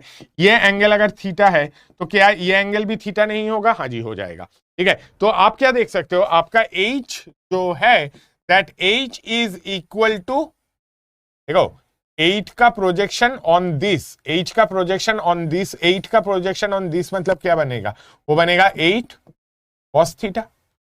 के जो है, के कितना बनेगा भाई, के देखोगे 6 का इधर प्रोजेक्शन, तो के क्या बनेगा, के बनेगा 6 sin थीटा, ठीक है।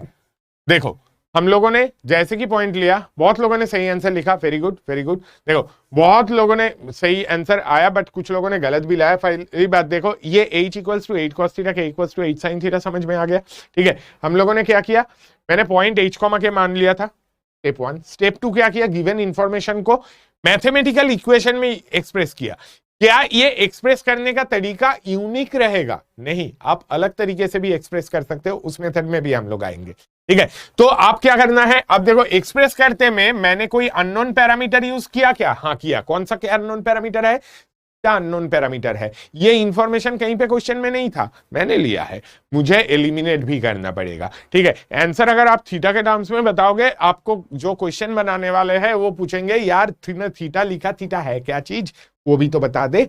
तो थीटा आपके आंसर में नहीं होना चाहिए। आप क्या करोगे, आप थीटा को एलिमिनेट करोगे। कैसे करोगे भाई, मेरे को यहां से दिख रहा है cos theta is h/8 and sin theta is k/8। cos theta is h/8, sin theta is k/6। ठीक है, तो मुझे क्या करना है, sin थीटा cos थीटा को एलिमिनेट करना है ना। sin थीटा cos थीटा को एलिमिनेट करने का बेस्ट तरीका क्या रहेगा कि आप sin square theta plus cos square theta equal to कर दो 1, तो मिलेगा h²/64 plus k²/36 is equal to 1।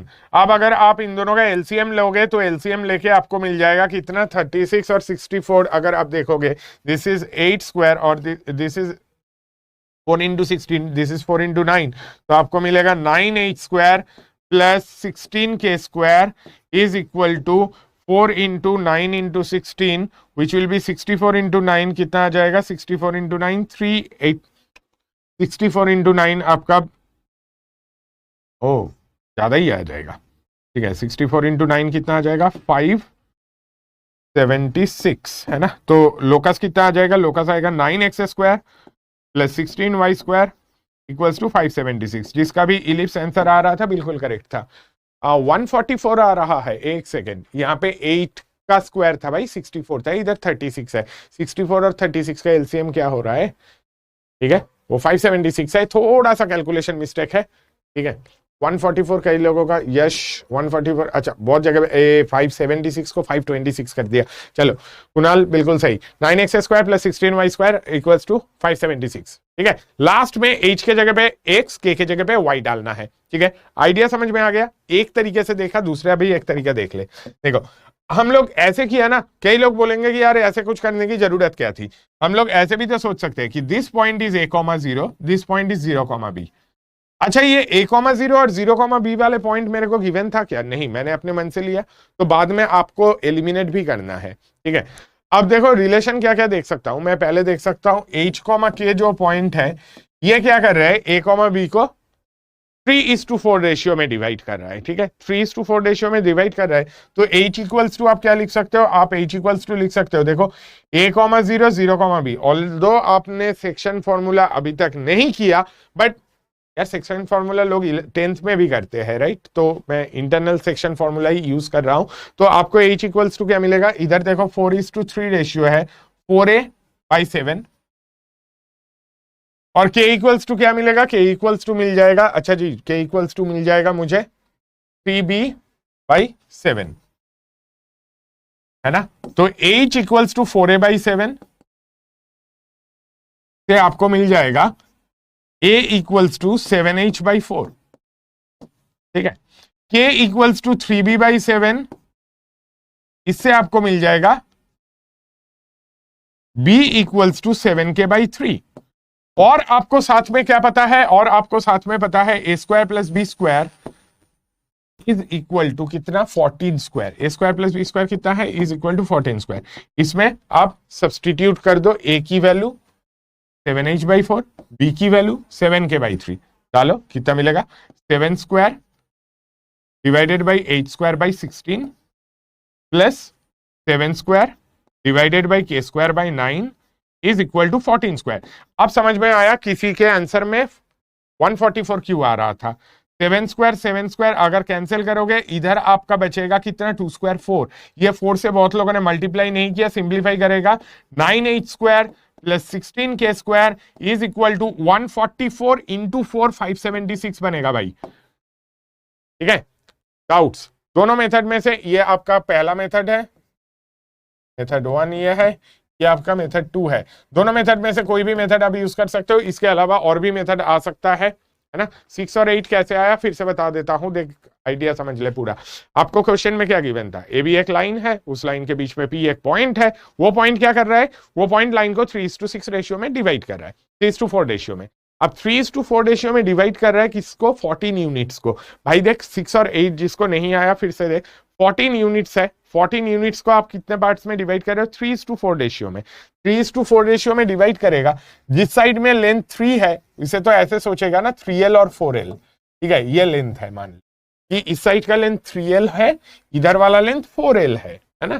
3L plus 4L कितना है? 14।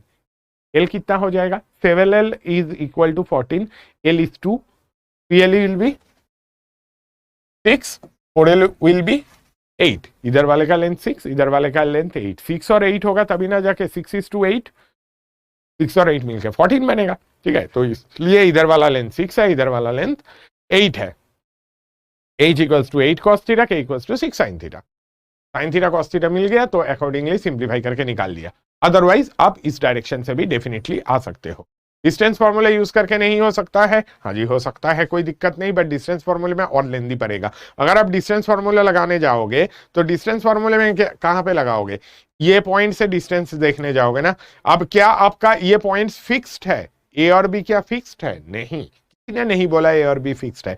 आपको क्या बताया? आपको बता दिया सिर्फ ए पॉइंट एक्स एक्सिस पे है, बी पॉइंट वाई एक्सिस पे है। ए पॉइंट और बी पॉइंट एग्जैक्टली कहां पे है एक्स एक्सिस और वाई एक्सिस पे? ये किसी ने नहीं बताया। तो फिर मुझे वहां पे और कंडीशंस लगाना पड़ेगा जिससे ये चीज कॉम्प्लिकेट और ज्यादा होगा। ठीक है, क्लियर? इसमें तो कोऑर्डिनेट सिस्टम में विजुअलाइज हो गया। अगर विजुअलाइज नहीं हो पाया तब क्या करेंगे? अश्वरी देख, बेसिकली भाई अगर कोऑर्डिनेट ज्योमेट्री में आपको एक्सपर्टीज चाहिए तो डायग्राम ड्रॉ करके करने की आदत डालो। हमेशा डायग्राम ड्रॉ करके जितना आप करोगे उतना बेहतर रहेगा। a² + b² से वापस बता दो। चलो देखो, इधर ये दोनों पॉइंट a,0 और 0,b के बीच में डिस्टेंस कितना है? डिस्टेंस है 14। तो इन दोनों पॉइंट के बीच में डिस्टेंस कितना आ जाएगा? वैसे भी आप ऐसे भी देख सकते हो, ये a लेंथ है, ये वाला लेंथ आपका b है, तो ऑब्वियसली a² + b² कितना हो जाएगा? 14²। ये टोटल लेंथ आपका 14 है, ठीक है। तो a² + b² अगर 14 है, देखो h कॉमा क्या कर रहा है? a,0 0,b को 3:4 रेशियो में डिवाइड कर रहा है। 3 × 0 + 4 × a/7, 4a/7। ये 3 × b + 4 × 0/7, 3b/7। ये आपका ऑब्वियसली क्या हो गया? x कोऑर्डिनेट और y कोऑर्डिनेट किसका? इसी पॉइंट का। तो h is 4a/7, k is 3b/7। मेरे को क्या नहीं चाहिए था? मुझे a और b नहीं चाहिए था यार। अगर मुझे a और b नहीं चाहिए तो फिर मैं कैसे करूंगा? a और b नहीं चाहिए तो ऑब्वियसली हम लोग क्या करेंगे? इसे एलिमिनेट करेंगे। कैसे एलिमिनेट करेंगे? a और b की वैल्यू दिख रहा है ना h और k के टर्म्स में, इसमें डाल देंगे। जैसे कि डाला, ए और बी गायब, और बी गायब, खत्म हो गया। जो इक्वेशन आया उस इक्वेशन में h के जगह पे x, k के जगह पे y लिखा, मेरे को मेरा लोकस भी, ठीक है। a इक्वल्स टू 7h/4 कैसे आया? अगर h इक्वल्स टू वाले में आपको प्रॉब्लम नहीं हुआ, अगर आपने h इक्वल टू वाला चीज समझ लिया तो आप ये चीज आपको ज्यादा इजीली समझ में आ जाना चाहिए। देखो आपको क्या मिल रहा है? h is 4a/7। आप क्रॉस मल्टीप्लाई करो ना, a कितना होगा? 7h/4। खत्म कहानी, ठीक है। चलो नेक्स्ट, है ना। लोकस हम लोगों ने समझ लिया, तो अब थोड़ा सा देखो, लोकस अभी समझा। अब इसके बाद डिफरेंट एरियाज में उस चीज को हम लोग अप्लाई करते जाएंगे, ठीक है। और भी चीजें सीखते हैं, उसके बाद लोकस को अप्लाई करेंगे। ओके, देखो जिनको लोकस अभी भी थोड़ा सा डाउट है, डोंट वरी, क्वेश्चंस तो आते रहेंगे, क्वेश्चंस में अप्लाई करते जाओ ये कंसेप्ट, ठीक है। जैसा कंडीशन मिलेगा यार, वो कंडीशन सेटिस्फाई कराओ, सेटिस्फाई करा के देखो। कंडीशन सेटिस्फाई कराते हुए आपने क्या कोई अननोन क्वांटिटी एज्यूम किया? अगर एज्यूम किया, उसे हटाओ, ठीक है। अननोन क्वांटिटी को रिमूव करो। अगर अननोन क्वांटिटी को रिमूव कैसे करना है वो चीज में आपको डाउट है, डिफरेंट कंडीशंस में डिफरेंट चीजें आएंगे। मैं एक आपको क्वेश्चंस का प्रैक्टिस करने का शीट भी दे दूंगा जिसमें सिर्फ आपका काम रहेगा अननोन क्वांटिटी रिमूव करो। आपको डिफाइन कर दिए कि भाई ये ले अननोन क्वांटिटी, कर इसे, ठीक है। उसका एक प्रैक्टिस शीट आज ही आपको मिल जाएगा। अननोन क्वांटिटी को रिमूव करना है, ठीक है। रिमूव करने के लिए अलग अलग टेक्निक यूज कर सकते हैं, उसे एक बार प्रैक्टिस करके देख ले। आज ज्यादा कुछ आएगा नहीं, अननोन क्वांटिटी सिर्फ रिमूव करना ही मेनली आपको प्रैक्टिस करना रहेगा। अगर आपको आता है तब तो भाई बहुत ही अच्छी बात है, एक बार सॉल्व करके देख लेना, 2-1 चैलेंजिंग तब भी मिल जाएगा, ठीक है। चलो अब आते हैं दूसरे चीजों में जो कि बहुत इंपॉर्टेंट है। वैसे तो सारा कुछ ही इंपॉर्टेंट है, बट हम लोग बात कर रहे हैं सेक्शन फॉर्मूला। आप लोग जानते हो दो टाइप के सेक्शन फॉर्मूला एग्जिस्ट करते हैं। दो टाइप के सेक्शन फॉर्मूला कौन कौन से एग्जिस्ट करते हैं?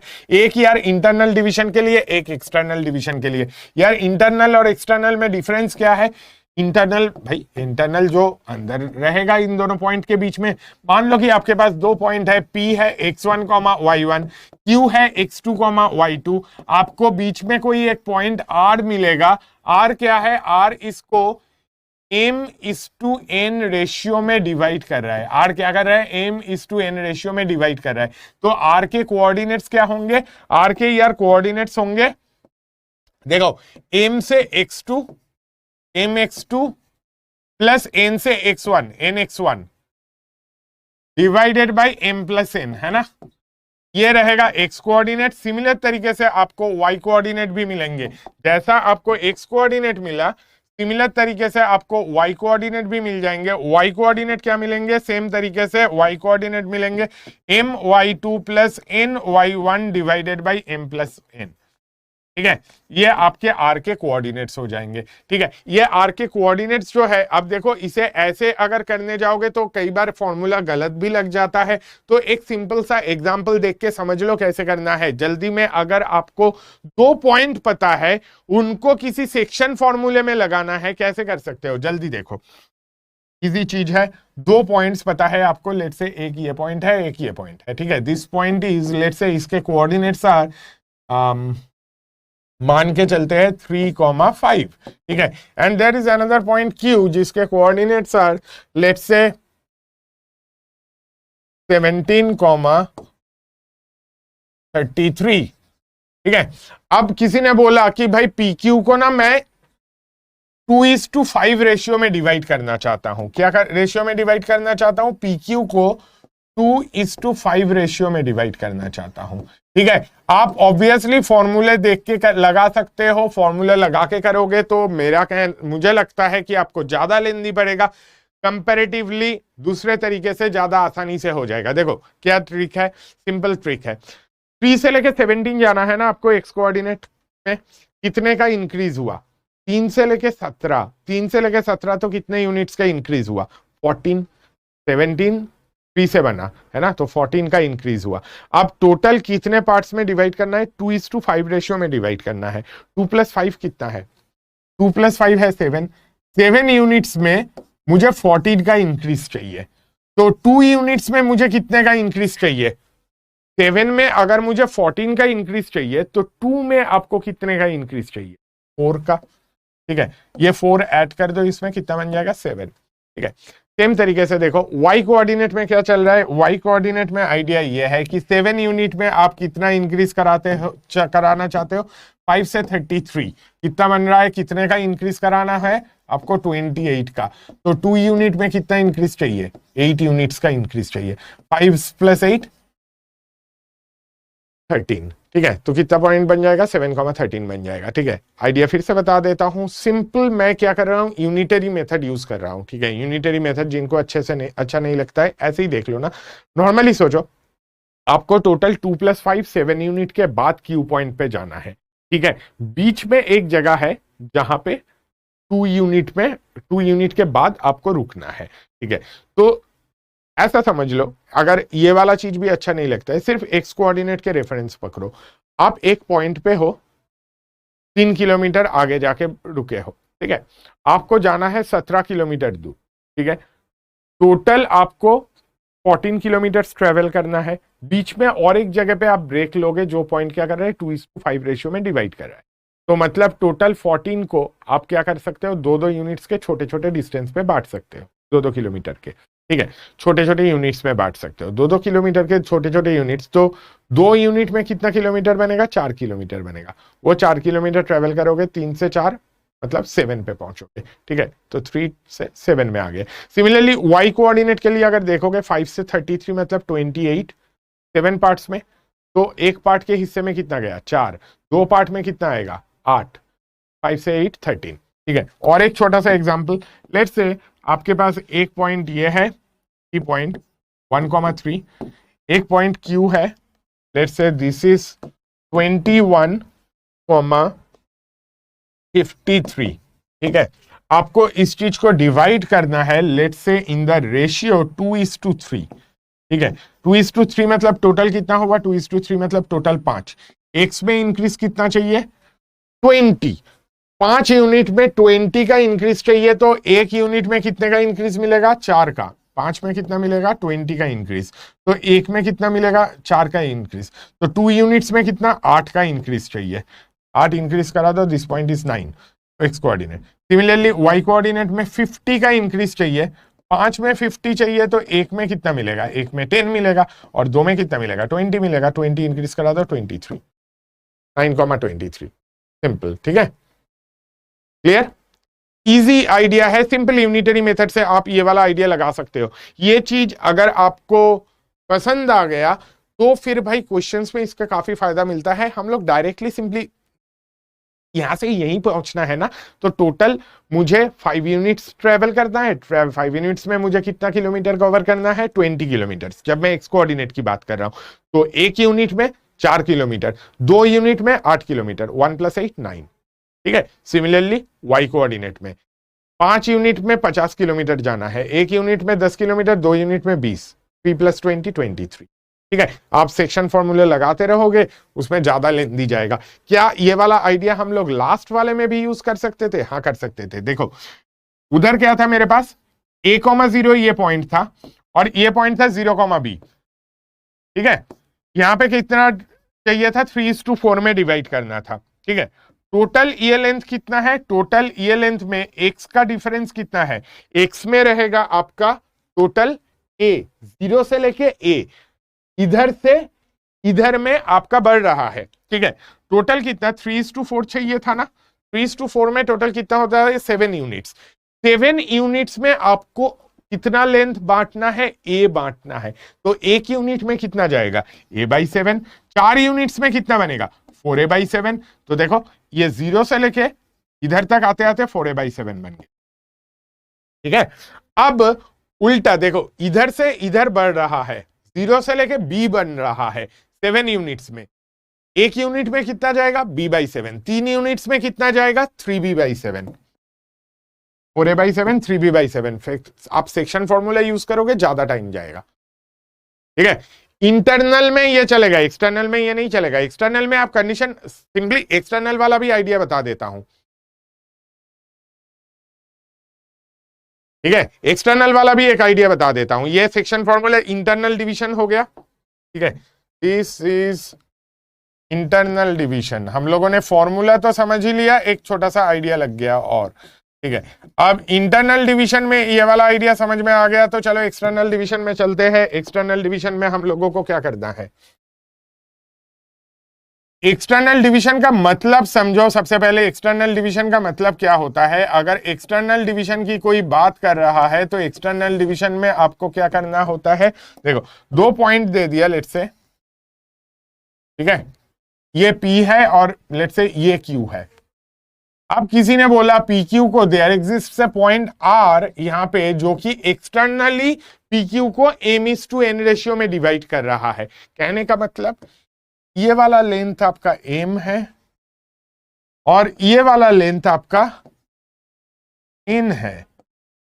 ठीक है, मुझे P पॉइंट पता है x1, y1, मुझे Q पॉइंट पता है x2, y2, मुझे R पॉइंट चाहिए। मैं फॉर्मूले में बाद में आऊंगा, पहले जनरल आइडिया समझ लो। लेट्स से मुझे किसी ने बोला कि भाई तेरे पास एक पॉइंट है P, ठीक है, ये P पॉइंट है लेट्स से 1,7, और there is a point Q जो पॉइंट है 9,31। ठीक है, अब किसी ने बोला कि R भाई एक पॉइंट है जो कि इसको क्या रेशियो में डिवाइड कर रहा है, इसको ये टोटल रेशियो में डिवाइड कर रहा है 5:1 में। ठीक है, 5:1 में R डिवाइड कर रहा है। ठीक, R एक्सटर्नली 5:1 में PQ को डिवाइड कर रहा है। भाई एक्सटर्नली 5:1 में PQ को अगर डिवाइड करता है तो फिर मैं ये समझूंगा P से लेके Q में कितना है।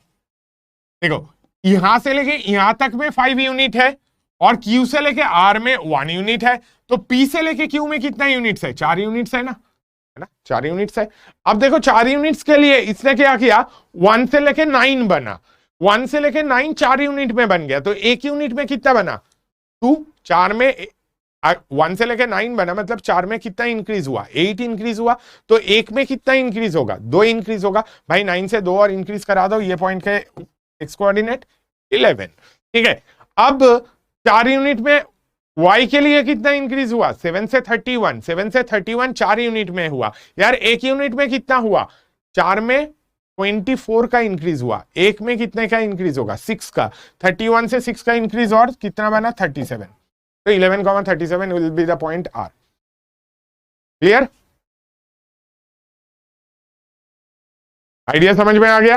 1,7 से 9,31 जा रहा था, इसे 4 यूनिट जाना था। 4 यूनिट जाने के लिए इसने 1,7 से 9,31 बन गया। 4 यूनिट जाते जाते इसने x में इंक्रीज कितना कराया? 8 का। एक यूनिट में और कितने का इंक्रीज होगा? 2। 9 + 2 11। 4 यूनिट में इसने 7 से 31 का इंक्रीज लिया, 4 यूनिट में उसे 24 यूनिट्स का इंक्रीज मिला। एक में कितने का इंक्रीज मिलेगा? 6 का। 31 + 6 37 आएगा। ठीक है, तो सेम आइडिया आप यहां पे भी यूज कर सकते हो आर में।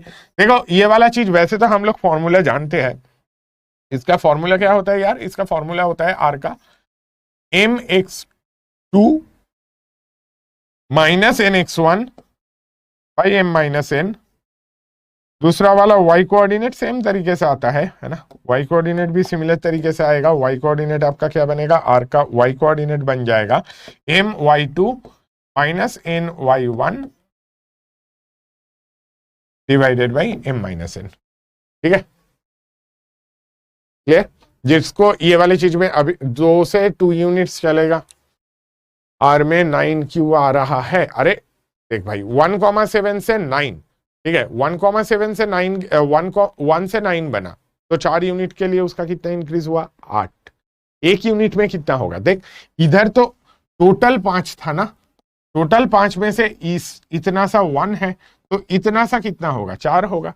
तो 4 यूनिट्स में 8 का इंक्रीज हुआ। अब Q से R ही तो जाना था, Q से जब वो R जा रहा है तब उसको और कितना यूनिट चलना है? टोटल P से R का डिस्टेंस 5 है, P से Q का डिस्टेंस 4 है, तो Q से R के लिए और कितना यूनिट रह गया? एक यूनिट ही तो रह गया। वो एक यूनिट में x में इंक्रीज कितना होगा? 2 का। y में इंक्रीज कितना होगा?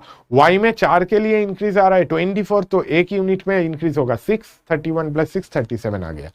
ठीक है, और नहीं अच्छा लगा 4:1 में कैसे डिवाइड करते हैं? पलक देख, यहाँ पे टोटल क्या बोल रहा है? PQ। और एक दूसरा चीज ले लेता हूं एग्जांपल। ठीक है, इधर मान ले कि R है, किसी ने बोला कि ये वाला लेंथ जो है ना, ये वाला लेंथ 7 है, ठीक है, और ये वाला लेंथ जो है this length is let's say 3। ठीक है, तो मतलब आपको किसी ने क्या बोला? यहाँ पे R क्या कर रहा है? R is dividing PQ in the ratio 7:3 externally. ठीक है, 7:3 एक्सटर्नली, मतलब P से 7 Q से 3। ठीक है, तो ये PQ अब क्या बनेगा? PQ कितना यूनिट बनेगा? PQ आपका तब कितना यूनिट बनेगा? PQ आपका बनेगा 4 यूनिट्स, है ना, कि ये पूरा 7 यूनिट्स है, इतना सा 3 यूनिट्स है, तो इधर कितना आ जाएगा? 4 यूनिट्स आ जाएगा। अब लेट से आपको मैं क्वेश्चन पूछता हूं, यहां पे दे दिया आपको पॉइंट, ले लो 3,15, इधर वाला पॉइंट दे दिया, ले लो -1,19, तो आप क्या करोगे? आप देख रहे हो कि 4 यूनिट जाते जाते इसका एक्स कोऑर्डिनेट क्या हुआ? 3 से -1 बन गया, मतलब कितना घट गया? 4 यूनिट्स घट गया। 4 यूनिट्स घट गया कितने में? 4 यूनिट में। तो 4 घट गया 4 यूनिट्स में, 3 यूनिट्स में कितना घटेगा? और 3 घटेगा, तो R पॉइंट का एक्स कोऑर्डिनेट क्या बनेगा? -4 बनेगा। Y कोऑर्डिनेट में देखो 15 से 19 बना, 4 यूनिट चलने से, 4 यूनिट चलने से 4 इंक्रीज हुआ, 3 यूनिट में कितना इंक्रीज होगा? और 3 इंक्रीज होगा। ये पॉइंट का Y कोऑर्डिनेट क्या बनेगा? 22। ठीक है, फॉर्मूले से तो आ ही जाएगा। अगर आपको ये मेथड पसंद नहीं है, आपके पास फॉर्मूला ऑब्वियसली है, वो फॉर्मूला आप कभी भी अप्लाई कर सकते हो। ठीक है, जो आपको ज्यादा ठीक लगे। दो चीज मैं बता रहा हूं, इंटरनल केस में क्यू पी आर को एक्सटर्नली डिवाइड करेगा। हाँ देवाशीष, बिल्कुल, इंटरनल केस में क्यू पी आर को एक्सटर्नली डिवाइड करेगा, बिल्कुल ठीक है। अगर आपको ये मेथड पसंद नहीं आए तो फिर ऑब्वियसली आपके पास ये फॉर्मूला है, जो कि फॉर्मूला आप कभी भी अप्लाई कर सकते हैं ना। ठीक है, क्लियर, कोई भी डाउट नहीं है।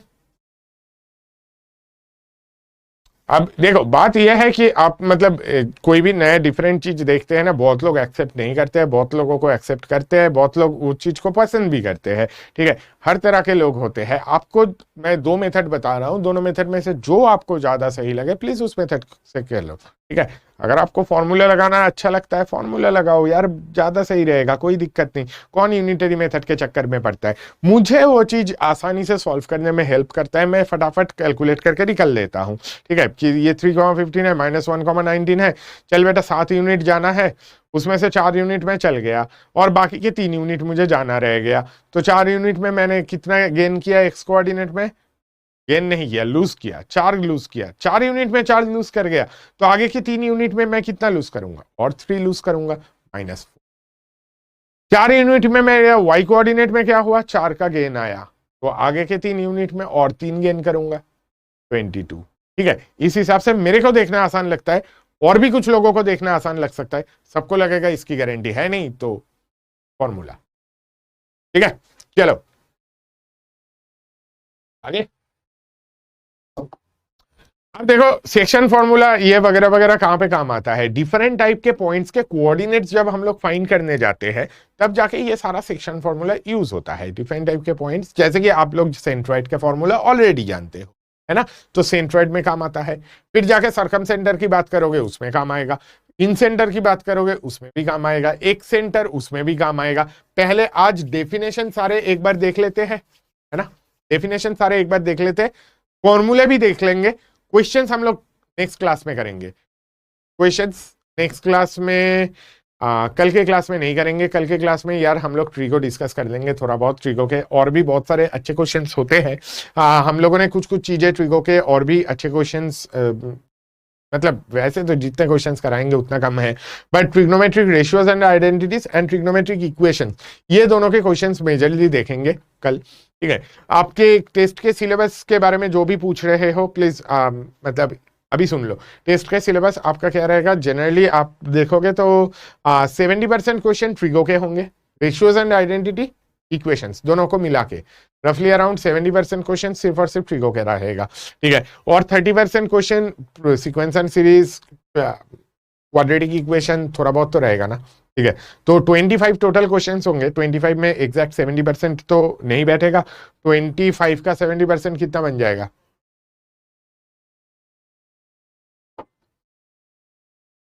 17.5, राइट।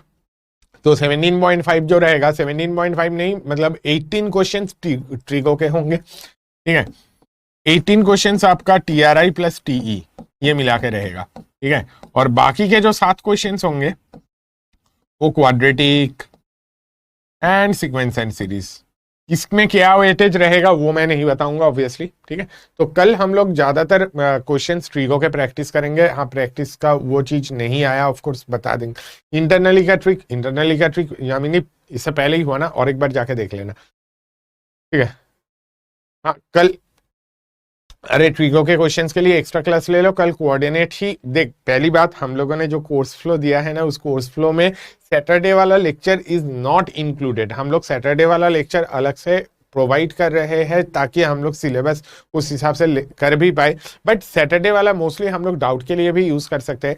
हम लोग कल की क्लास टीआरआई का करेंगे क्योंकि उसके क्वेश्चंस और भी आते हैं। अभी भी कुछ लोगों को टीआरआई प्लस टी के क्वेश्चंस उतना ज्यादा प्रैक्टिस नहीं किए। कुछ लोग जो बोल रहे हैं उनमें से कुछ लोग ऐसे भी है कि कल टीआरआई टी का मत रखो, उसमें से ऐसे लोग भी बहुत है जो कि टीआरआई टी से दूर भागना चाहते हैं, उनको अच्छा नहीं लगता है कि ट्रिगो ट्रिगो ट्रिगो। यार इतने दिन से वैसे भी ट्रिगो चल रहा है, रेशियोज एंड आइडेंटिटीज में लगभग में 7 लेक्चर हो गए, ट्रिग्नोमेट्रिक इक्वेशंस में 4 लेक्चर हो गए, तो 11 लेक्चर ट्रिगो के कंटिन्यूअसली कर दिया। अब तो ट्रिगो अच्छा नहीं लग रहा है, बट और एक कर ले, कोई दिक्कत नहीं है। सैटरडे वाला लेक्चर वैसे भी हम लोग के कोर्स फ्लो में नहीं है, ठीक है। ऑल्दो ये बताने के बाद भी कई लोग बोलेंगे, तो डोंट वरी, ठीक है।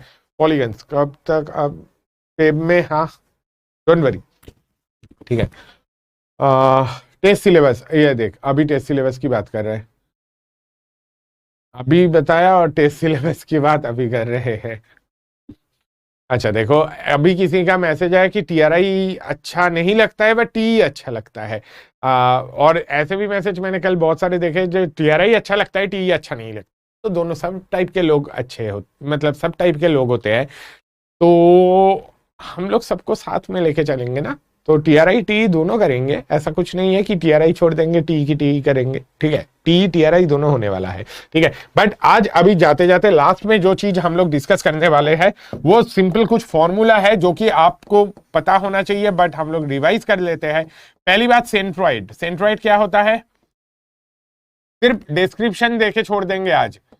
पॉइंट ऑफ सेंट्रॉइड क्या होता है, पॉइंट ऑफ इंटरसेक्शन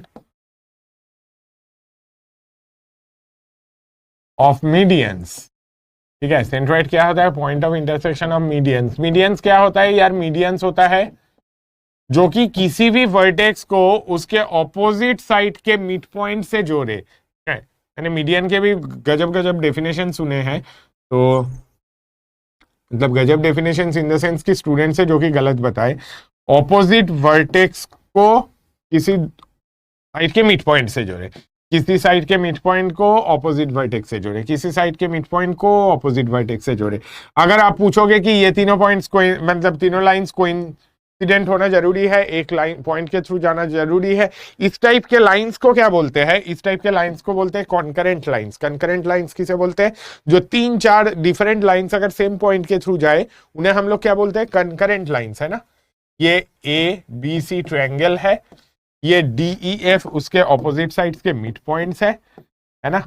और सेंट्रॉइड जो होता है, that centroid is generally denoted by g, है ना। सेंटर ऑफ ग्रेविटी से इसका कुछ लेना देना होता है, जिसलिए हम लोग इसे जी से रिप्रेजेंट करते हैं ज्यादातर केस में। जी के कोऑर्डिनेट्स क्या होता है, एबीसी के कोऑर्डिनेट्स तो बताओ पहले। एबीसी है x1 y1, x2 y2 and x3 y3, ठीक है। This point is x3, y3, ठीक है। तो इसमें सबसे पहली बात आप ये देखोगे कि आपका जो AD BE and CF they are concurrent at G, ठीक है। कंकरेंट मतलब दिस 3 लाइंस आर कंकरेंट कब बता रहे हैं, जब वो सेम पॉइंट के थ्रू पास करे। अब ये G जो पॉइंट है, G पॉइंट का कोऑर्डिनेट क्या होगा जी, G पॉइंट का कोऑर्डिनेट होगा x1 + x2 + x3/3, कॉमा ये जानते हो सभी, y1 + y2 + y3/3, है ना। ये सेंट्रॉइड का कोऑर्डिनेट्स होता है। जी से क्यों करते हैं, अभी अभी बताया भाई। हाँ, चैट में 1 मिनट का डिले आ रहा है, 1 मिनट का नहीं यार, 30 सेकेंड्स टाइप होता है, जिसलिए हमेशा चैट इंस्टेंटली मुझे नहीं दिखता है। कभी कभी वो 30 सेकेंड्स तो नहीं होता है वैसे, कभी कभी वो 30 सेकेंड्स तक लैग में चला जाता है गलती से, ठीक है।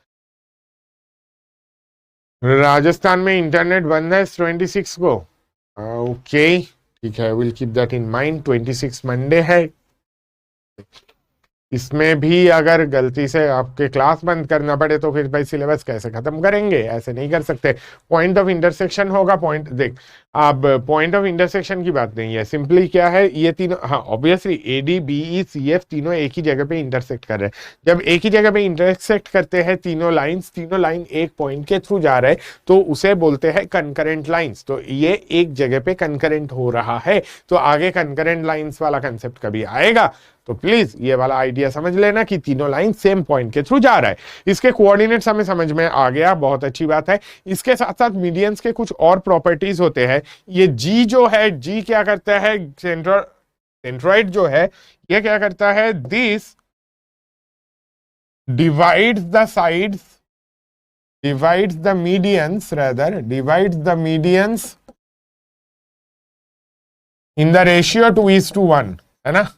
divides the medians in the ratio 2:1। इसका प्रूफ यार आप लोग बचपन में जियोमेट्री में कर चुके हो, अगर नहीं है किया तो वेक्टर से भी आप सॉल्व कर सकते हो, और आप 10th के 9th के चीजें भी देख सकते हो। Divide the medians in the ratio 2:1, that is आप बोल सकते हो AG:GD। अब मीडियंस को 2:1 रेशियो में डिवाइड जो करता है, वर्टेक्स के साइड से 2 रहता है और साइड वाले साइड में 1 रहता है। AG:GD, ये AG वाला लेंथ आपका 2 होगा और DG वाला लेंथ आपका 1 होगा, है ना, ये 2:1 है, ठीक है। PG:GE, वो भी 2:1, और CG:CF, CG:GF विल बी 2:1, है ना, ठीक है, क्लियर। इंटरनेट ऑफ क्या होता है, कैसी बात कर रहे हैं यार, ठीक है। अच्छा, सेंट्रोइड के बारे में बात किया, 1:16 हो गया कि तो हम लोग obviously incentre, circumcentre, orthocentre और एक सेंटर, इनके बारे में आज बात नहीं करेंगे, इनके बारे में सीधे मंडे को बात करेंगे। तो मंडे को 26 को संडे है, ओ तो फिर ठीक है ना, बढ़िया है। 26 को अगर संडे है, इसमें आपको एक ही नुकसान है, संडे वाले दिन आपका टेस्ट नहीं हो पाएगा। तो अगर टेस्ट नहीं दे पाओगे तो फिर उस टेस्ट को बाद में, ताकि रीअटेम्प्ट के लिए बहुत लोगों ने बोल दिए और मैंने भी बहुत बार टेक टीम को बोल दिया, तो देख लेते हैं कितने जल्दी वो चीज हो जाता है। होपफुली वो चीज आ जाएगा, ठीक है। नीट का पेपर है, नीट के पेपर में आपको क्या टेंशन है, स्पीकर में कब आएंगे, आ जाएंगे, आ जाएंगे, जल्दी आएंगे, ठीक है। 1:3 रेशियो किसमें होता है अनुष्का, 1:3, आप इसी को देख लो, AD:DG अगर देखोगे, AD आपका 3 बन जाएगा, DG आपका 1 बन जाएगा, है ना।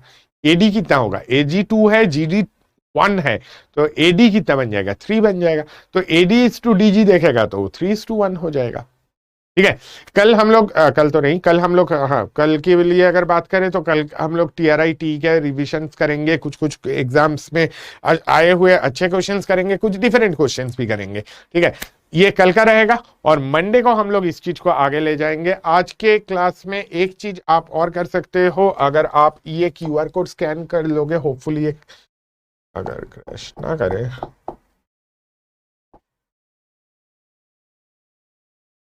If you scan this QR code तो आपके नोट्स आपको मिल जाना चाहिए। जस्ट गिव मी सेकेंड, हो जाएगा अभी, हाँ, क्लास नोट्स इसी में मिल जाएगा, ठीक है। अगर आप अभी देख रहे हो तो आपके पास ये QR कोड जो है, प्लीज इसे स्कैन कर लो। ये स्कैन करोगे तो आपको नोट्स डायरेक्टली मिल जाएगा, ठीक है।